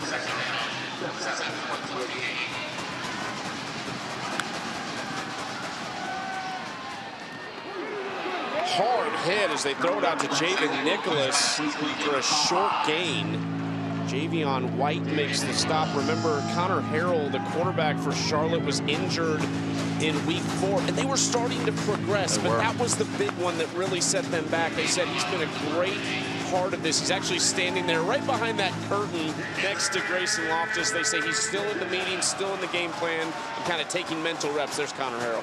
You got to respect that. A guy who gets injured, still wanting to make an impact and to make a difference for his team. Love to see a guy continue to compete for his teammates. The curtain is a director's nightmare. Johnny Hanna just devastated. Oh my goodness. Nicholas hit hard again. Javion White introducing himself to the New Orleans native. White, another one out of Louisiana from Winsboro. And White's one of those guys who was part of Summerall's first-year recruiting class. So they like what Javion can do, really growing into a dynamic football player. Excellent job tracking Javion Nicholas that time on 2 separate plays to get themselves off the field. 4th down forces the punt from Bronson Long. Kind of a wobbling kick down to the 32 where Hayes Fair catches it to set up Tulane for their first drive of the second half. Now, Chucky, we talked a little bit about the turnovers for Tulane on offense. Got a little bit sloppy. We're a little bit out of rhythm. One of the ways they can help themselves here early in this 3rd quarter is to commit to running the football. They've got McClure back in the game that first half. He had 6 carries for 36 yards. They got to hand this football off to number 25 a bit more to get this offense going. He is in the backfield. Another good news. Johnny Pascuzzi, the tight end who left earlier, is also back in the game. Retzloff going to throw. Pressure picked up. There's Pascuzzi right on cue. A couple yards shy of a first down to the 40-yard line. Randy Franklin makes the stop. Tight ends are a big piece of it for them, though. They use all 3 of those guys. They do, and it's great when they're both on the field, too, because you don't really know who to key on for the defense. Justin Reed, that time, had a flat route on the outside, took a little of attention away from Johnny Pascuzzi. 2nd and 2. McClure behind Retzloff. He will get the carry this time. He's bottled up quickly. He's going to be close to the first down. I think he's going to be just shy, though. Caden Schmitz made the tackle. And this is what Schmitz and Taylor are going to have to do on that interior for linebackers. They got to shoot the gaps very quickly and aggressively. Number 19 that time for Charlotte did a good job of just breaking inside immediately to make a play to force a 3rd down and short. Tulane 4 for 5 on 3rd down today. There's Justin Reed, one of the big tight ends in motion. Sets up right behind the left tackle, Derek Graham. Retzloff trying to sneak it. He's pushed backwards, and he's hit hard. There's a flag on the play. Retzloff is short, but we'll see what the flag is.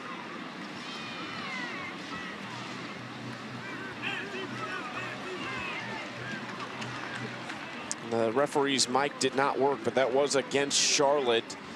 And it's going to be a first down for Tulane. And these self-inflicted wounds for Charlotte just continue. Seems like every time they make a good play, have a little bit of success, they retreat and hurt themselves in some type of way. Unable to clean it up here.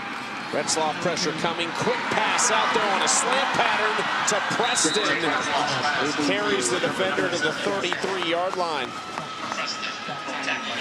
This is a nice job with the crossing routes for Preston and Justin Reed. The tight end's going to run the flat route while Preston runs the slant route right into the middle there. Nice job of settling down and catching that football. Nice timing pass from Jake Retzloff there. That's a quarterback and a wide receiver in sync. The backup quarterback, Brendan Sullivan, is standing next to Jake Retzloff. We saw him in the game earlier throwing a pass. They will play action off Sullivan and throw it to the other side to Gordon.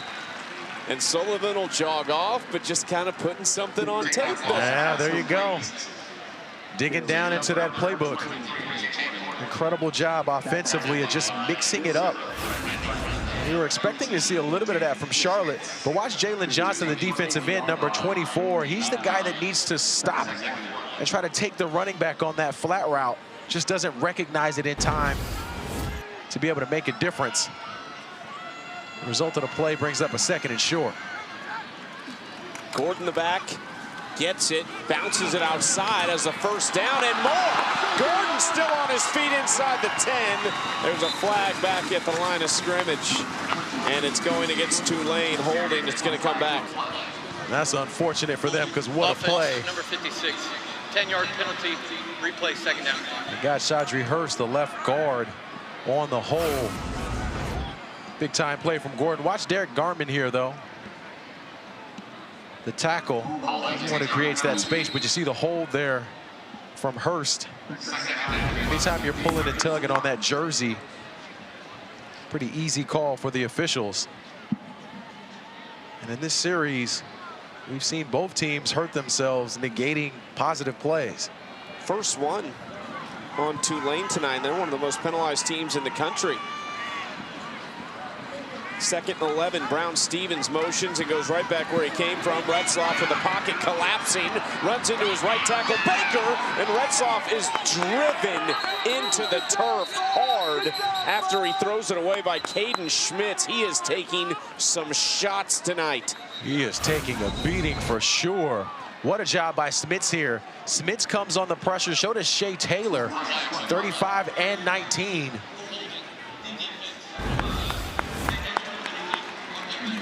We got Baldwin on the outside on the hole, and this system continues for Charlotte here where they have a good play and then they negate that good play with a miscue or a penalty.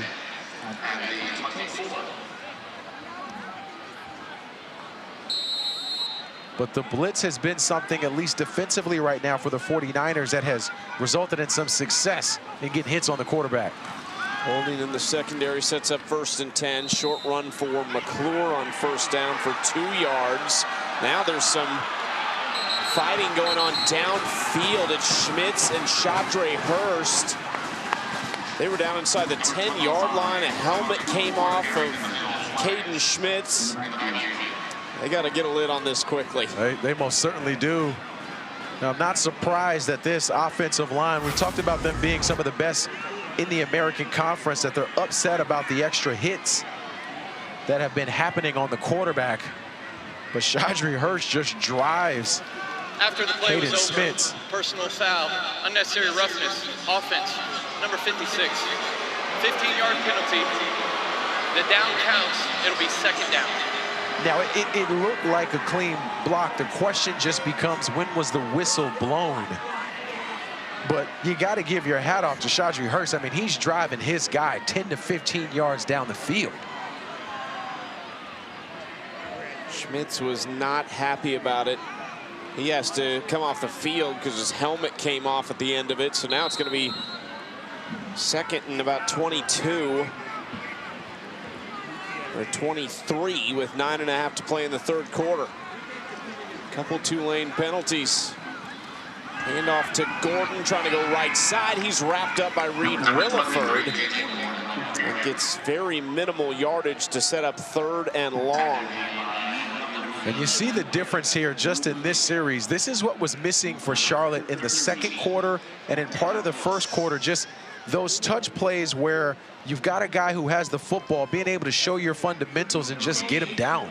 And we see that what the result is for Charlotte when they can win in space on defense and get these ball carriers down. They can play with anyone. Omari Hayes in motion still. 3rd and 23. Retzlaff, 4-man rush. Throwing, oh, it should have been picked off. Gavin Willis jumped it, and you just wonder where he'd have ran to if he'd have been able to hang on to that football. Oh, what a missed opportunity from Gavin Willis here. We saw the interception earlier from Smits. This time, Willis backs up in that zone coverage, and Retzlaff just doesn't see him. He's trying to get the football to Anthony Brown-Stevens there, but a nice job of just baiting that quarterback and backing up into the zone area, following those eyes by Gavin Willis. And he had so much green grass in front of him, that just could have changed the whole direction of this football game. Now we get to see one of the best kickers in the country, Patrick Durkin. This would be a new career high from 55, and it's going to be well short.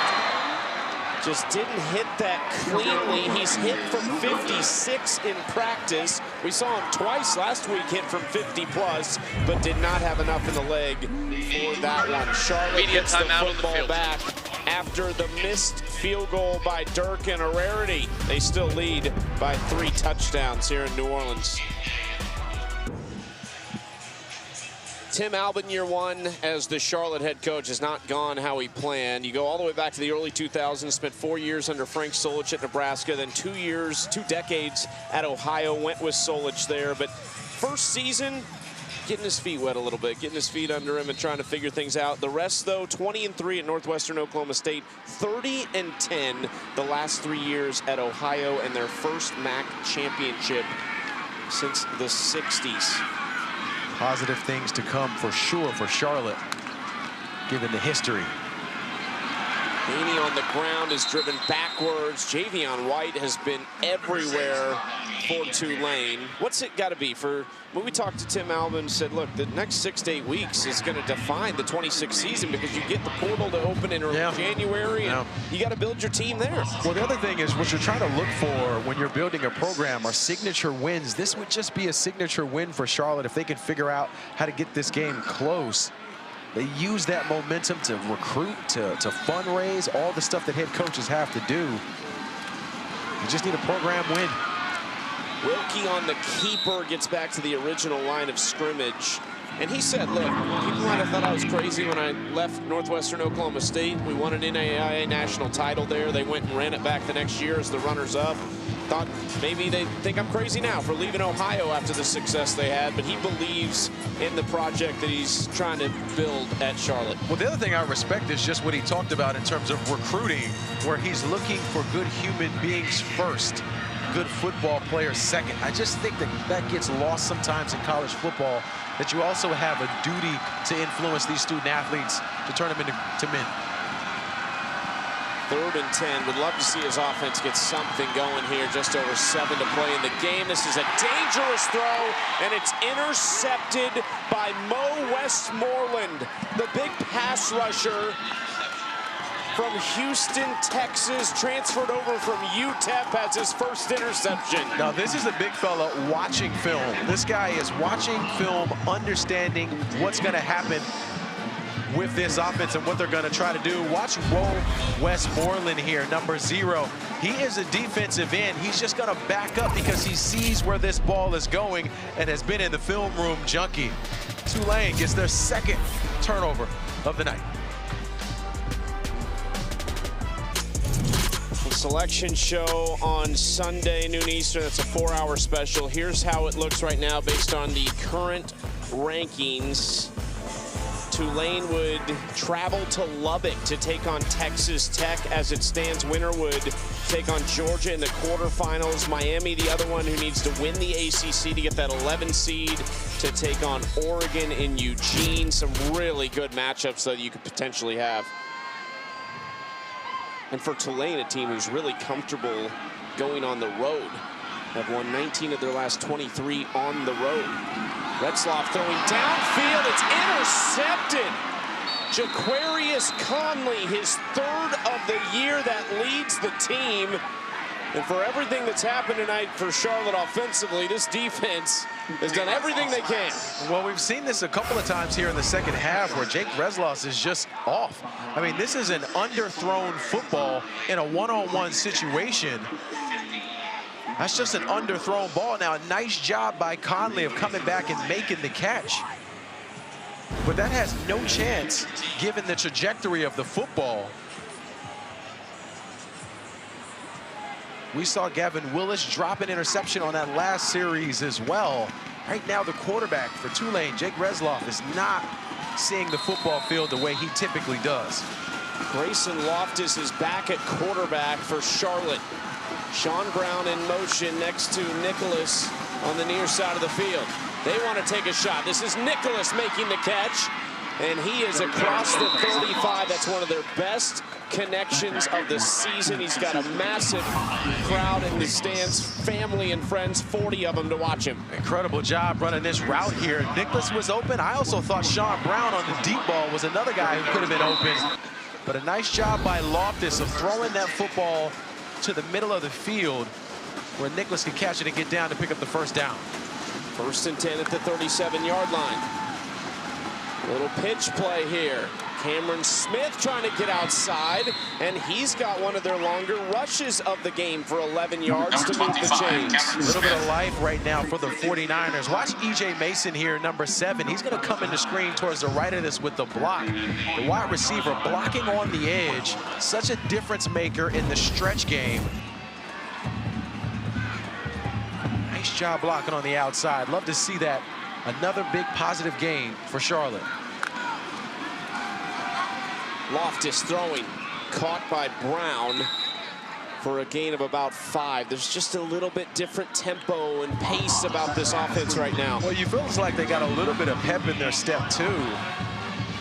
I think Loftus needed a second to get off the field to come back on. Now, what they're also doing here this series is they're going a little bit faster to the line of scrimmage, understanding the clock is working against them.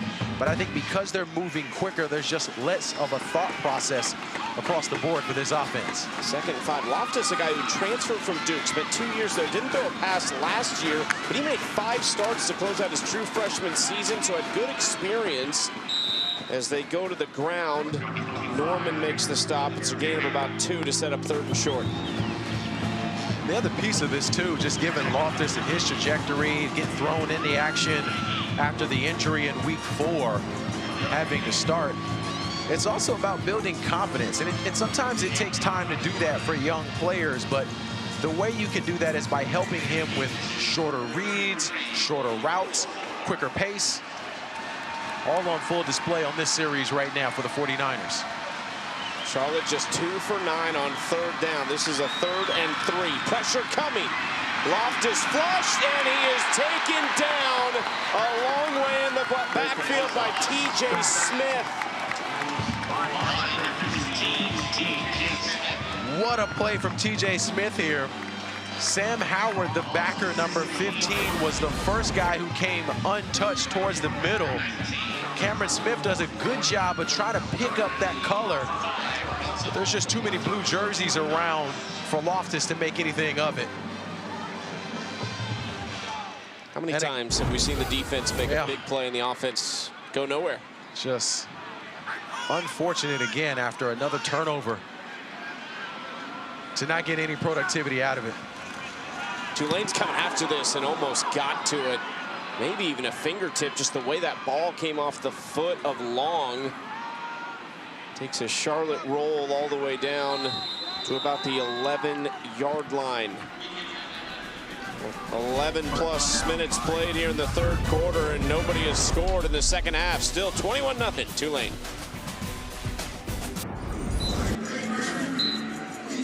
John Sumrall, 4th year as a head coach. 2 at Troy, 2 at Tulane. All he's done is win. He's taken in the festivities of senior night with his team. Would not know this is a guy whose name is right at the top of the list for all these coaching openings.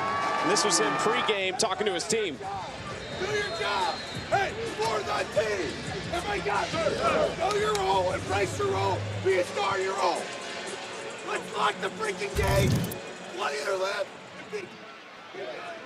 I mean, he is fired up. And Darius, Pete Thamel reporting on College Game Day this morning as McClure trying to break through for one of his bigger runs all the way down to the 37.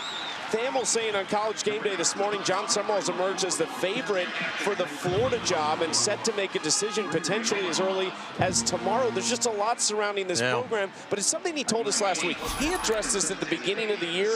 Just wait till the end of the season to make these decisions. No doubt about it. Out to Brown-Stevens for another first down. But what I love is just the intensity.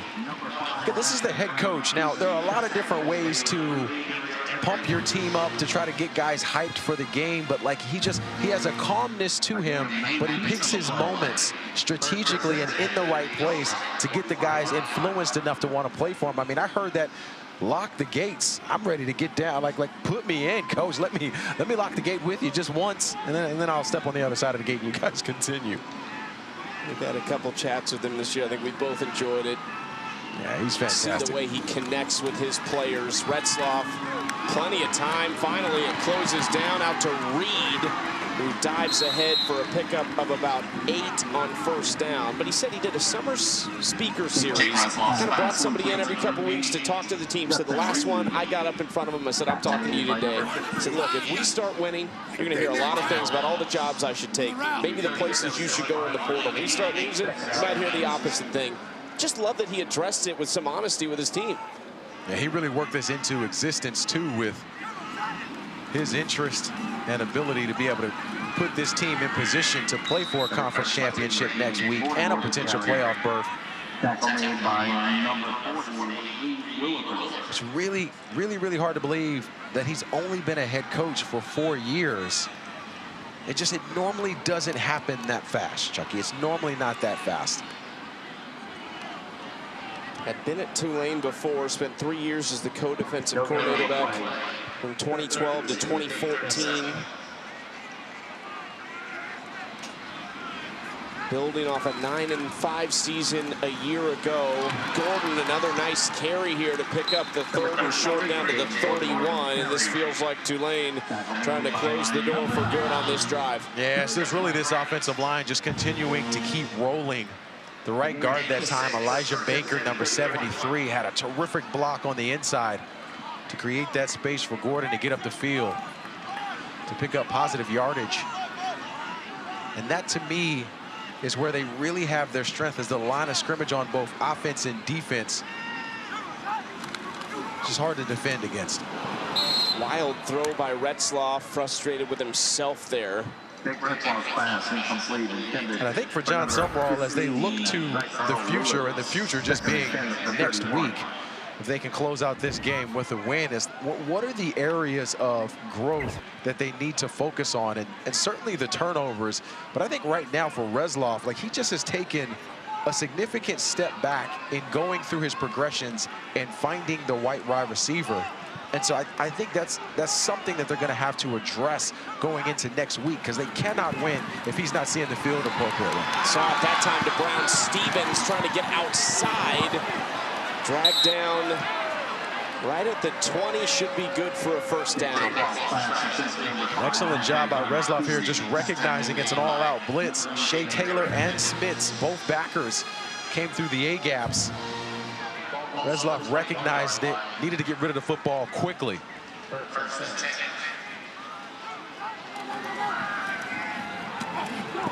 Out wide to Hayes. He ends up getting hard. Oh, Hayes is down. He dodged one, and then you can hear the thud of the second hit on Omari Hayes, and just hope he's okay. There's Reed Williford, number 40, the Mike backer, coming in as the second guy to make that play.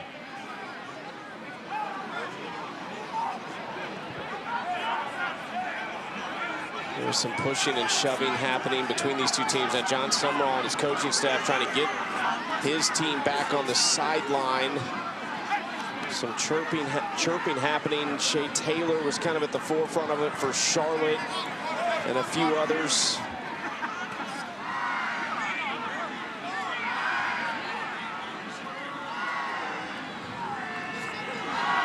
Hayes is sitting up right now, which is good to see.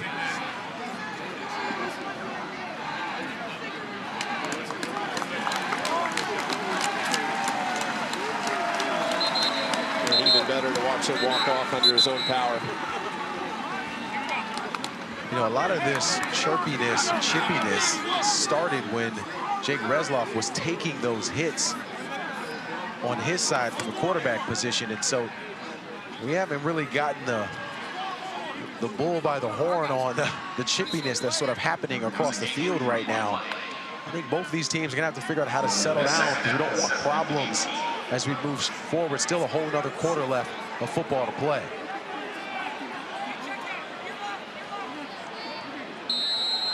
Well, you could probably see what John Sumrall was saying to the official right there. Not happy about something. Retzloff throws short to Gordon, who fumbles it out of bounds. Right to his head coach, who is, I think, a little frustrated about some of those miscues.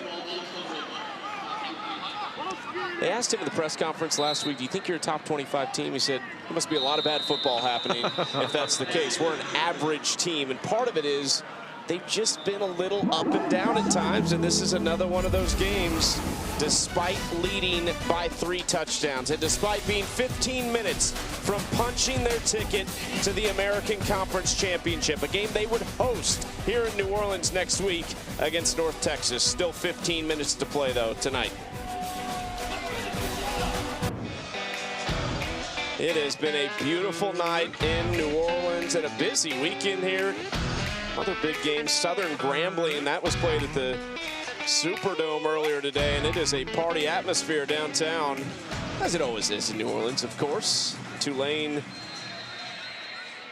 at their home stadium, little party atmosphere as well. I think they've got some local schools in attendance to help promote Tulane athletics as well down the stretch. The students will get back tomorrow from a break for the most part. Retzloff throwing, it was batted and still caught by Brown Stevens. The ball's on the ground again. And everybody on the field is in a dog pile. Well, we've been seeing Charlotte dial up the blitz here. It looks like Tulane was able to come up with this football. The fumble was recovered by the offense. It's 4th down. Reed Williford, that time number 40, blitzed for the 49ers. And then at the end of this play, just a lot of arms in there and a lot of pulling and tugging. Incredible job by Randy Franklin there, number 0, of knocking that football out. 4th fumble for Tulane. They've only lost 1 of them. It was the McClure fumble earlier tonight. For Durkin, this is a 36-yarder miss from 55 earlier, just his 2nd miss of the season. This has more than enough leg, and it is good to make it 24-0. Here's a look at next weekend's ABC College Football Conference Championship lineup. It starts in the American at 8 Eastern on Friday night.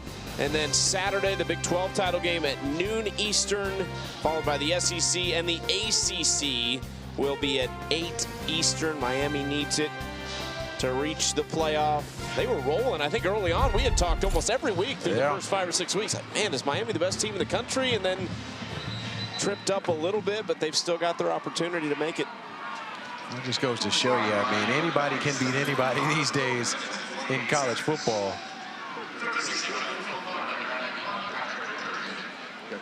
Interesting for Tulane.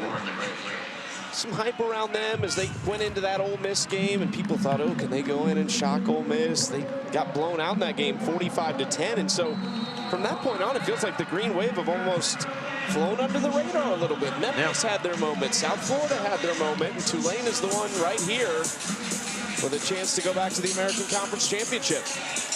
I think part of it, too, is just how they play their game, how they win. It's not the most attractive from statistics. I think that plays into the factor as well. Kick was knocked down for a second and returned just across the 25. Here's our College Football Award Spotlight, brought to you by the Home Depot, featuring the Doak Walker Award. Ahmad Hardy, Juan Lacey, and Jeremiah Love.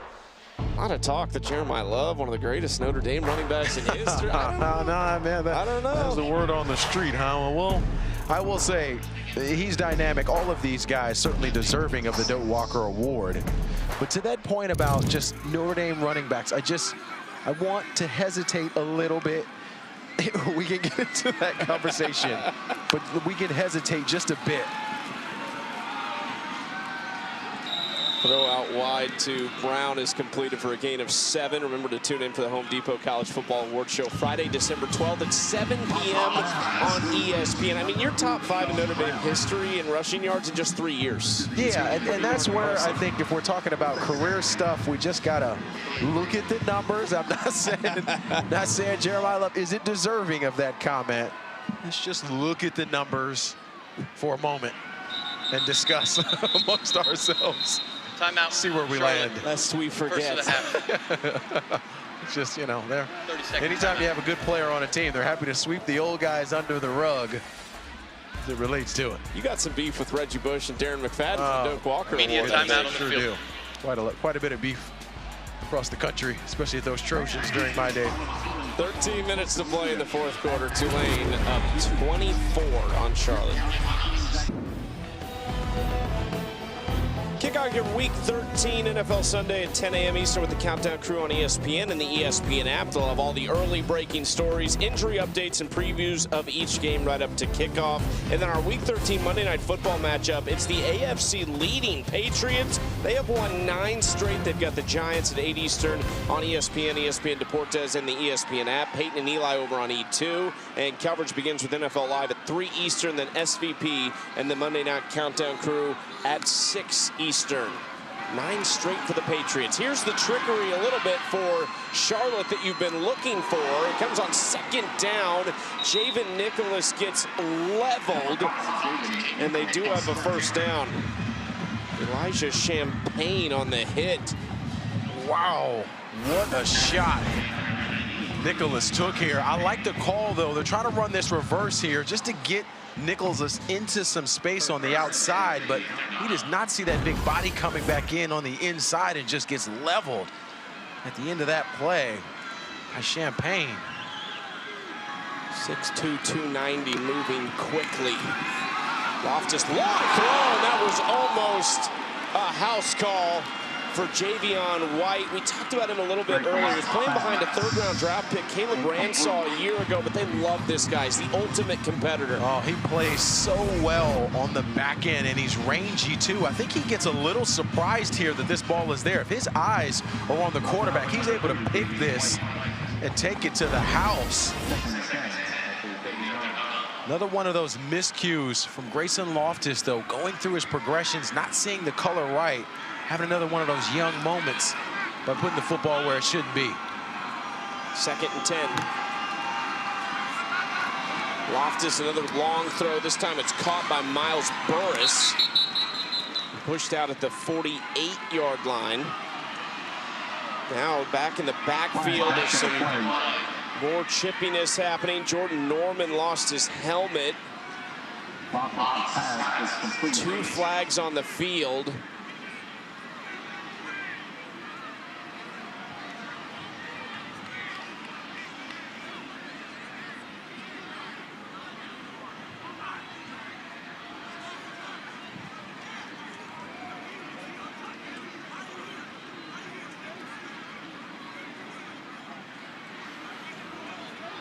There are 2 fouls on the play, both dead ball and unsportsmanlike.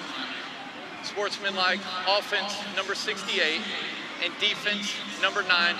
Those fouls offset, though are both of theirs first unsportsmanlike towards disqualification. Now, Chucky, I just want to commend John Sumrall on the way he reacted to that play as it relates to his player and their portion in it. In a lot of those instances, you will see coaches just be really emotional, really upset about the performance and the penalty as it relates to it. And we'll take another look at this at the end of this play. But I have to commend Sumrall on using it as a teaching moment and doing it in a calm, sort of fatherly-like way. I think that's what makes the difference for him in terms of how he connects with his football players. False start, offense, number 88. 5-yard penalty, still third down. And we saw a similar thing last week, too. And we're talking about high-pressure games as well on the road last week at Temple. So it's not just because they're up 24-0. That's just something he has done. And it's really just kind of goes against the grain of what you typically see coaches do in that moment and in that situation. And it's not only that play. They're having a frustrating performance in a lot of different areas. So for him to still be calm and cool, again, I say bravo, coach. That's hard to do. 3rd and 6. Charlotte just 2 for 10 on 3rd down tonight. Pressure coming. Loftus launching downfield, and it is caught incomplete. Was juggling it on the way out Rolling of bounds. on the field is an incomplete pass. 4th down. It's a great job just tracking that ball by Nicholas. The rolling on the field is an incomplete pass. It's 4th down. But Chris Rogers is the guy for the Green Wave. Number 4. Their backer who goes inside. And what a job at the end of this play. And Nicholas just trying to catch that football. You see it was bobbling and it hits the ground there.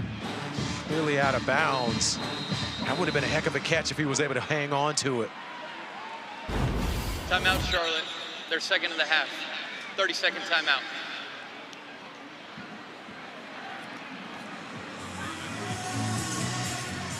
Timeout Charlotte on 4th and 6.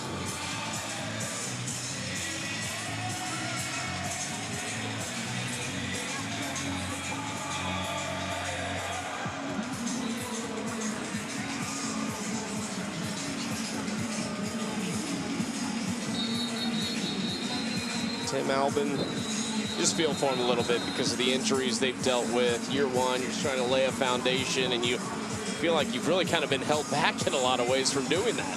Well, too, they've called a lot of good plays today, especially on defense, to put the guys in position. So it's not just the injuries. It's also the fact that you call the right plays systematically and the guys just can't make it. Oliver Mitchell Jr. going to get a chance to return this. True freshman from New Orleans, went to Edna Carr High School. Catches it at the 10-yard line, a fair catch. 24-0. Media timeout on the field. Gotta love the nightlife in New Orleans. Bourbon Street. That's gonna be a party tonight. College football is presented by Ice Cold Dr. Pepper. College football, it's a pepper thing. Well, Tulane's on their way to 4 straight if they hang on to win this game. They haven't won it since 2022 here in New Orleans over UCF. Lost last year to Army in West Point. AT&T is keeping you connected with our bracket insights. Best chances maybe here. This is the comparison between the best group of 6 teams, James Madison, North Texas, and Tulane. It's really interesting because Tulane is the team that the committee likes most right now. Yeah, out of these 3 for sure. With the way they've been playing, I think it's those non-conference wins too for Tulane earlier in the year help push that narrative.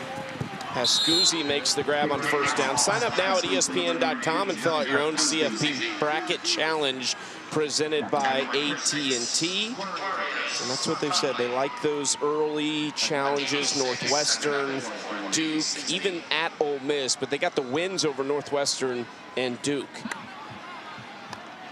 That was earlier in the season, but just an excellent performance to start the year for the Green Wave. They really have kept that in motion the rest of the way. 2nd down handoff going up the middle and stood up after about a yard. With a win tonight, Tulane would have 42 since 2022. That's 6th best in the nation. We've seen some of the numbers, the road victories, the conference winning percentage. Just a lot of things that point to Tulane's dominance over the last 4 years. And I say this with an asterisk just because it's what we're seeing now. They did not play like they played today so far in any of those contests and in any of those games. So this is a team right now that is honestly not playing well. Retzloff sets up, throws little corner route. It's incomplete, maybe tipped up front. He was looking for Shaz Preston, and that was a quick 3-and-out from Tulane.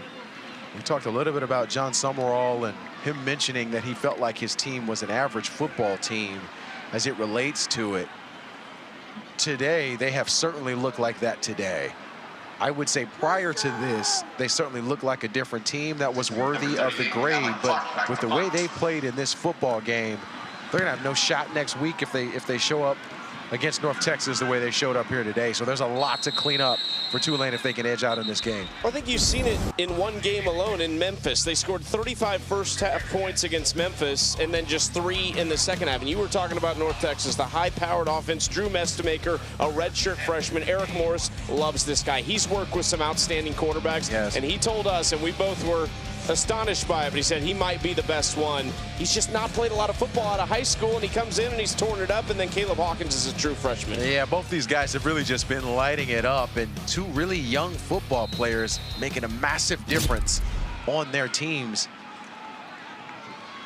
Now, the interesting piece for North Texas, we know Eric Morris is leaving his post as the head coach there. Nice tackle in open space by Chris Rogers. Rogers continuing to show up in this football game after having stepped in for Dixon Agu earlier this season. Those are the bright spots, the real bright spots for Tulane, especially on defense, is just the tackling in space. They are as good as anyone in those one-on-one situations defensively. They desperately need to clean up some of the other stuff in a hurry. 8 Eastern next Friday, the American Conference Championship on ABC. My goodness, another just bone-crunching hit by Chris Rogers. And look, this is a guy who's just continuing to play. He's like, I'm in the game in this spot. I'm not going to slow down or alter my play regardless of what the scenario and the situation is in this game. Charlotte just 7 yards rushing on 19 carries. Look, the ground game hasn't worked for Charlotte. They haven't really committed to it either, but we know the struggles they have on the offensive line. I want to see them try to air it out some. Loftus steps up, gets out of the pocket, throws it short to one of the tight ends, who is upended by TJ Smith. Flag in the backfield, more pushing and shoving here, and you got to be careful if you are, especially if you're a Tulane player. You got a conference championship in potentially 6 days' time. Don't want to do something to jeopardize your participation in said game. There's a lot on the line there. That's Cameron Hamilton there, one of their leaders on defense. Personal foul, unnecessary roughness, offense, number 58. 15-yard penalty, the down counts. It's 4th down.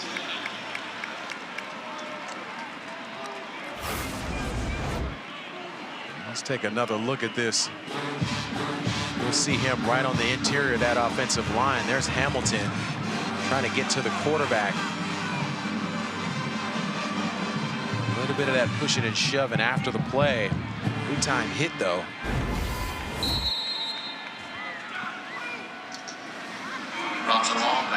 Ends up 4th and 25, and another punt for Bronson Long.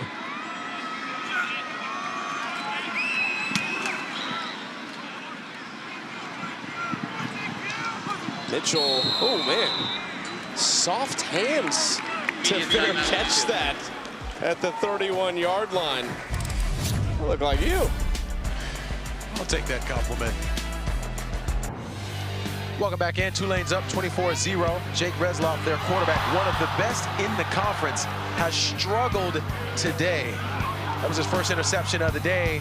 Didn't see the linebacker. Then in a similar fashion, didn't see the linebacker again with a miss there. And then this, his second interception on an underthrown football. And that's been the story so far here for Jake Retzloff. Not the type of night he typically has as a leader of this offense. Maybe just not the momentum offensively they were looking to take into the conference championship game, as McClure is dragged down quickly by Shea Taylor.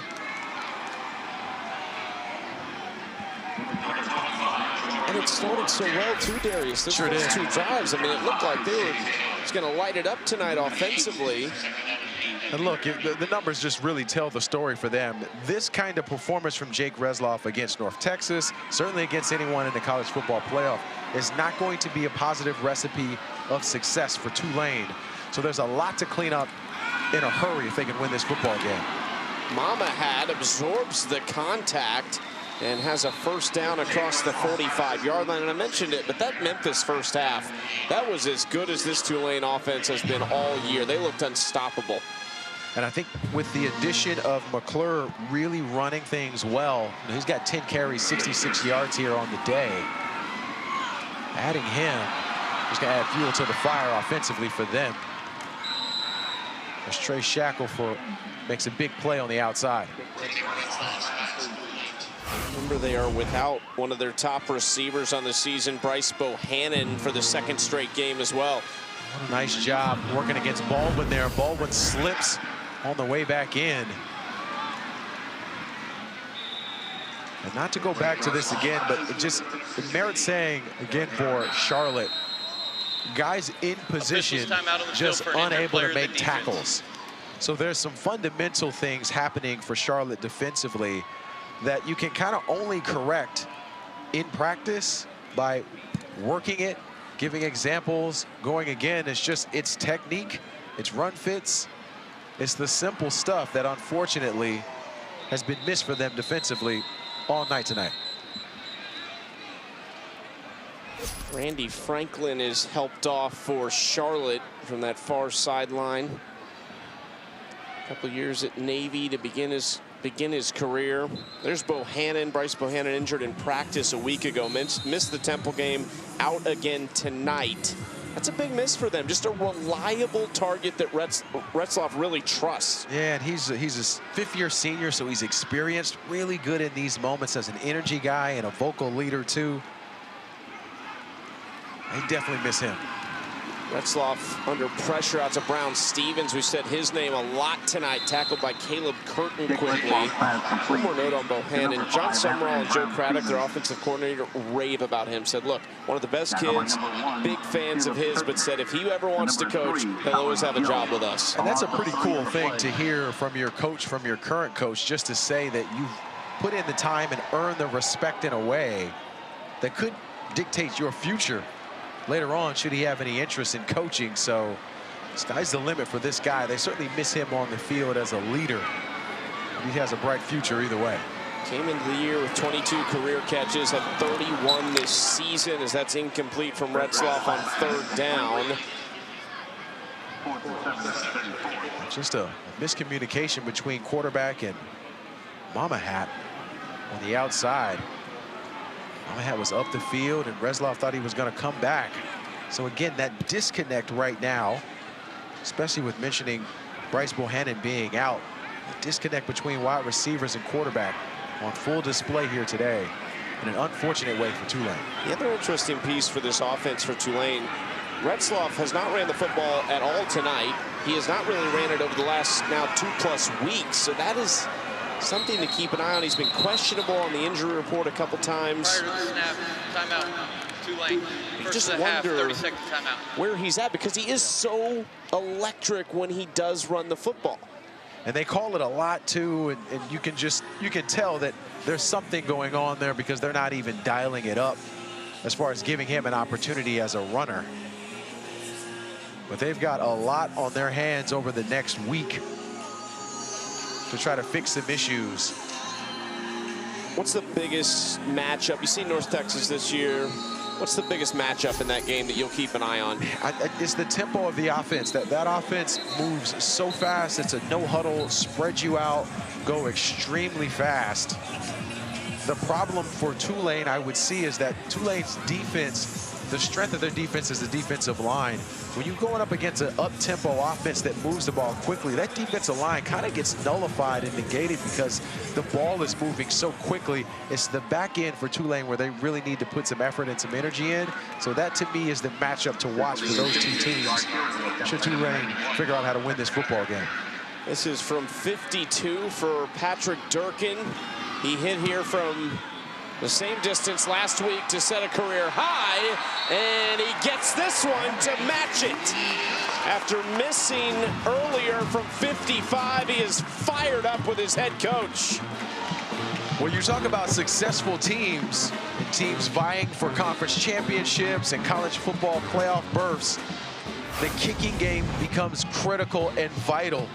And Patrick Durkin has proved night in and night out that he is an asset and an absolute weapon for this team offensively in terms of putting up points. As far as the conference is concerned, he is top 5 for points per game as it relates to the American Conference as a whole. So not only a good kicker, an elite kicker. How about Alec Clark, the artist with the hold, the little spin at the end? Twist. Perfect. I don't love it.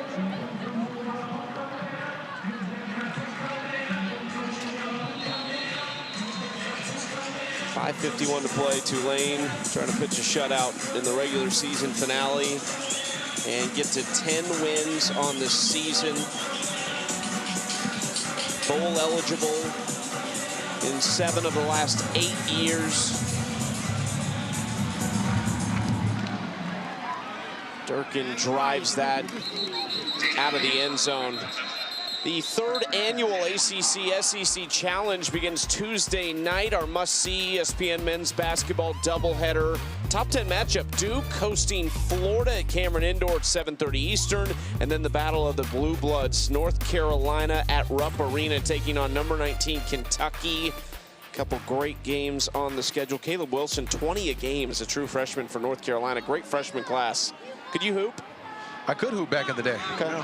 Yeah, that was one of my bags. Okay. I figured you could.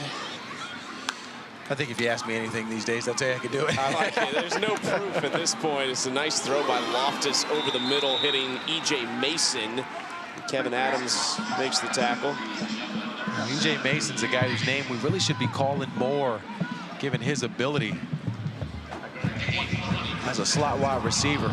He got 4 catches on the day. Not a whole lot of productivity out of this offense.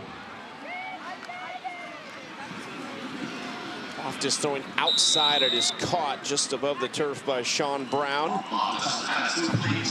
Really only the one shot at Sean Brown, too. And a nice catch down the sideline. They had the completion to Nicholas earlier, and you said that could have taken a shot at Sean Brown over the top as well, but he's a big target. He sure is a big target, and he's underutilized in this offense, and especially this game, just given the plays that he can make.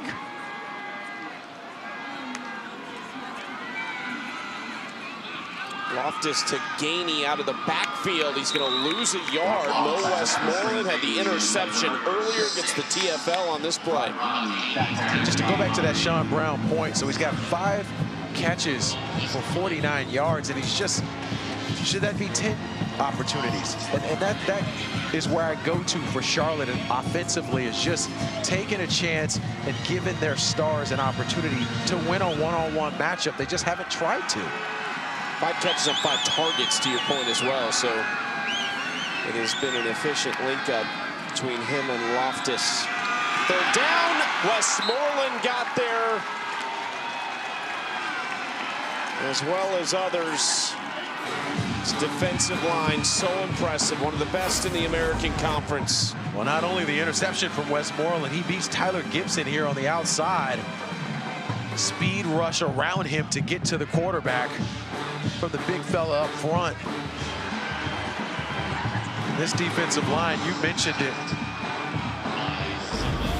one of the best in the American Conference. That was a true freshman too. Josh Lewis in on that with Westmoreland. The defense loved it for the true freshman, Louisiana native. Tulane gets the ball back maybe for the last time tonight with 3:35 to play in this 4th quarter. Alabama-Auburn still in a close one, and yet another result in this final week of the regular season that could really shake up the college football playoff. I want to go back to Chucky to just, John Sumrall and what he's been able to do. So we take a look at Jake Resloff on the sideline with Brendan Sullivan coming into the game now. We saw him play in spots early in the game. Love to see him getting some QB action here to close out this game. But to go back to John Sumrall, for him, again, this is only year 4 as a head coach, and the opportunity in the landscape is kind of open at this point. Now, when we asked him directly about what it takes, what he's looking for in his role and opportunities. He said 2 things. The first thing was his family. Is his family taken care of? Because it's no longer about money for him. And then the second thing was, does he have the resources to win a conference championship? I think we can definitively say that the answer to both of those questions, at least here in New Orleans, is yes. They're set up for a conference championship next week. His family seems to be really happy and enjoying this area. So he has that with him. I think that's going to be some hard questions he's going to have to ask himself in some of these opportunities, depending upon if those 2 things are checked off the list. Could it possibly be Florida? How much will we find out tomorrow, too, with Lane Kiffin and everything still up in the air? Sullivan lofting it down the sideline. That is a great catch by the freshman running back, Javen Gordon. They've thrown it to him quite a bit tonight, and he shows off the receiving skills. He's versatile. Working against Reed Williford here. Watch 40. Number 40's one-on-one with Gordon on the outside. Williford doesn't turn around to find the football. If he turns his head, he can knock that football down. But he doesn't see it. Big pickup for Gordon. Sullivan showing off the legs again. He's a really athletic quarterback back there, just like Retzloff. As we tick toward the 2-minute timeout, and likely the last play before it was. It's a 2-minute timeout, full timeout on the field. See if Brendan Sullivan can cap the night with more points for Tulane when we come back.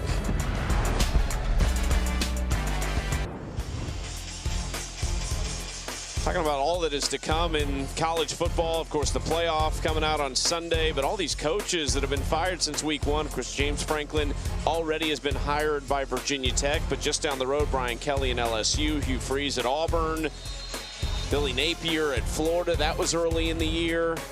A lot of movement going to happen in this offseason, and quickly over the next couple weeks. Yeah, it's hard to believe so many teams are going to be looking for new leadership across football. And it's actually a really good point, I think, for John Sumrall as he thinks through what's next for him. In a lot of these instances, what I think can get lost, Chucky, sometimes as a head coach is that when you have success somewhere, it actually starts to get easier the longer you're there. Because recruiting gets simpler, you already have a system and a program in place that's successful. You can recruit easier. It gets easier to fundraise. You know who to go to booster-wise as far as that position goes. So I just think sometimes, even though you might be chasing a bigger opportunity and a bigger check, if you will, sometimes what can get lost is that it's a harder job to go somewhere else to start over. McClure thought he had broken that. Progress was stopped. Fourth down. But his forward progress was stopped. So they rule it back at the 45-yard line. And I mean, you look back at that list of like the vacancies, you know, and Brian Kelly in his time at LSU, and I understand all the back and forth between what was owed to him and whatnot, but you think he would have wanted to go somewhere, to be somewhere where he could have been longer term, possibly staying at Notre Dame and having to run out his career there, where you've got positivity, you've got legacy, even if it's for a little less money. I mean, at some point, I think that has to factor into the decision-making for a lot of these coaches across the country. Speaking of long-term, Mike Gundy let go by Oklahoma State after a long tenure there. Here's Nicholas down the sideline, maybe the last act for the New Orleans native in front of friends and family who have waited out a tough performance from Charlotte, which will have them finish the season 1-11. Tulane will get to 10 wins under John Sumrall in year 2. one more than last year's total of 9. Jake Retzloff came in from BYU, a guy that Sumrall was familiar with, having had recruited him at Troy. At the end of the day, the pieces came together for Tulane to go back to the American Conference Championship and have a chance to reach the college football playoff for the first time in program history. Something John Sumrall said at his introductory press conference. He said, I'm telling you right now, I'm speaking it into existence. Incomplete pass, second down. We're going to make the college football playoff, and we're going to win it. I mean, that's a bold claim by any coach, but there's anyone who has backed up and practiced what he preached. It's definitely John Sumrall with the job he's done in such a short amount of time here in New Orleans. The one thing I think you get from this team, we've seen them 3 times this year, this feels like a group that likes each other. They like playing together. They are fans of each other, which you don't necessarily always see. You see the reaction from the sideline on the big hit right there. You definitely get the family vibe as far as this team is concerned. That's the end of the game. And that's going to do it. Charlotte's season comes to an end with just the 1 win, but Tulane will host the American Conference Championship right here at Yulman Stadium on Friday night against North Texas on ABC.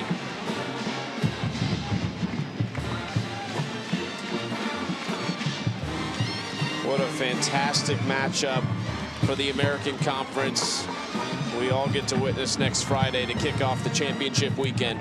I think you got to give a big congratulations to John Sumrall and everything they've done at Tulane this season. Enough to win week in and week out. So it's impressive nonetheless, regardless, sometimes it may not look that sexy. Well, big thank you to our producer, Aaron Snyder-Storin, Johnny Hanna, our director, my partner, Darius Walker, all season. It has been a pleasure, sir. I'm Chucky Kemp. We thank you for joining us in New Orleans. Tulane, a 10-win season, a 4th straight American Conference Championship berth. They'll look to win it for the first time since 2022, next Friday against North Texas. This has been ESPN College Football, presented by Dr. Pepper.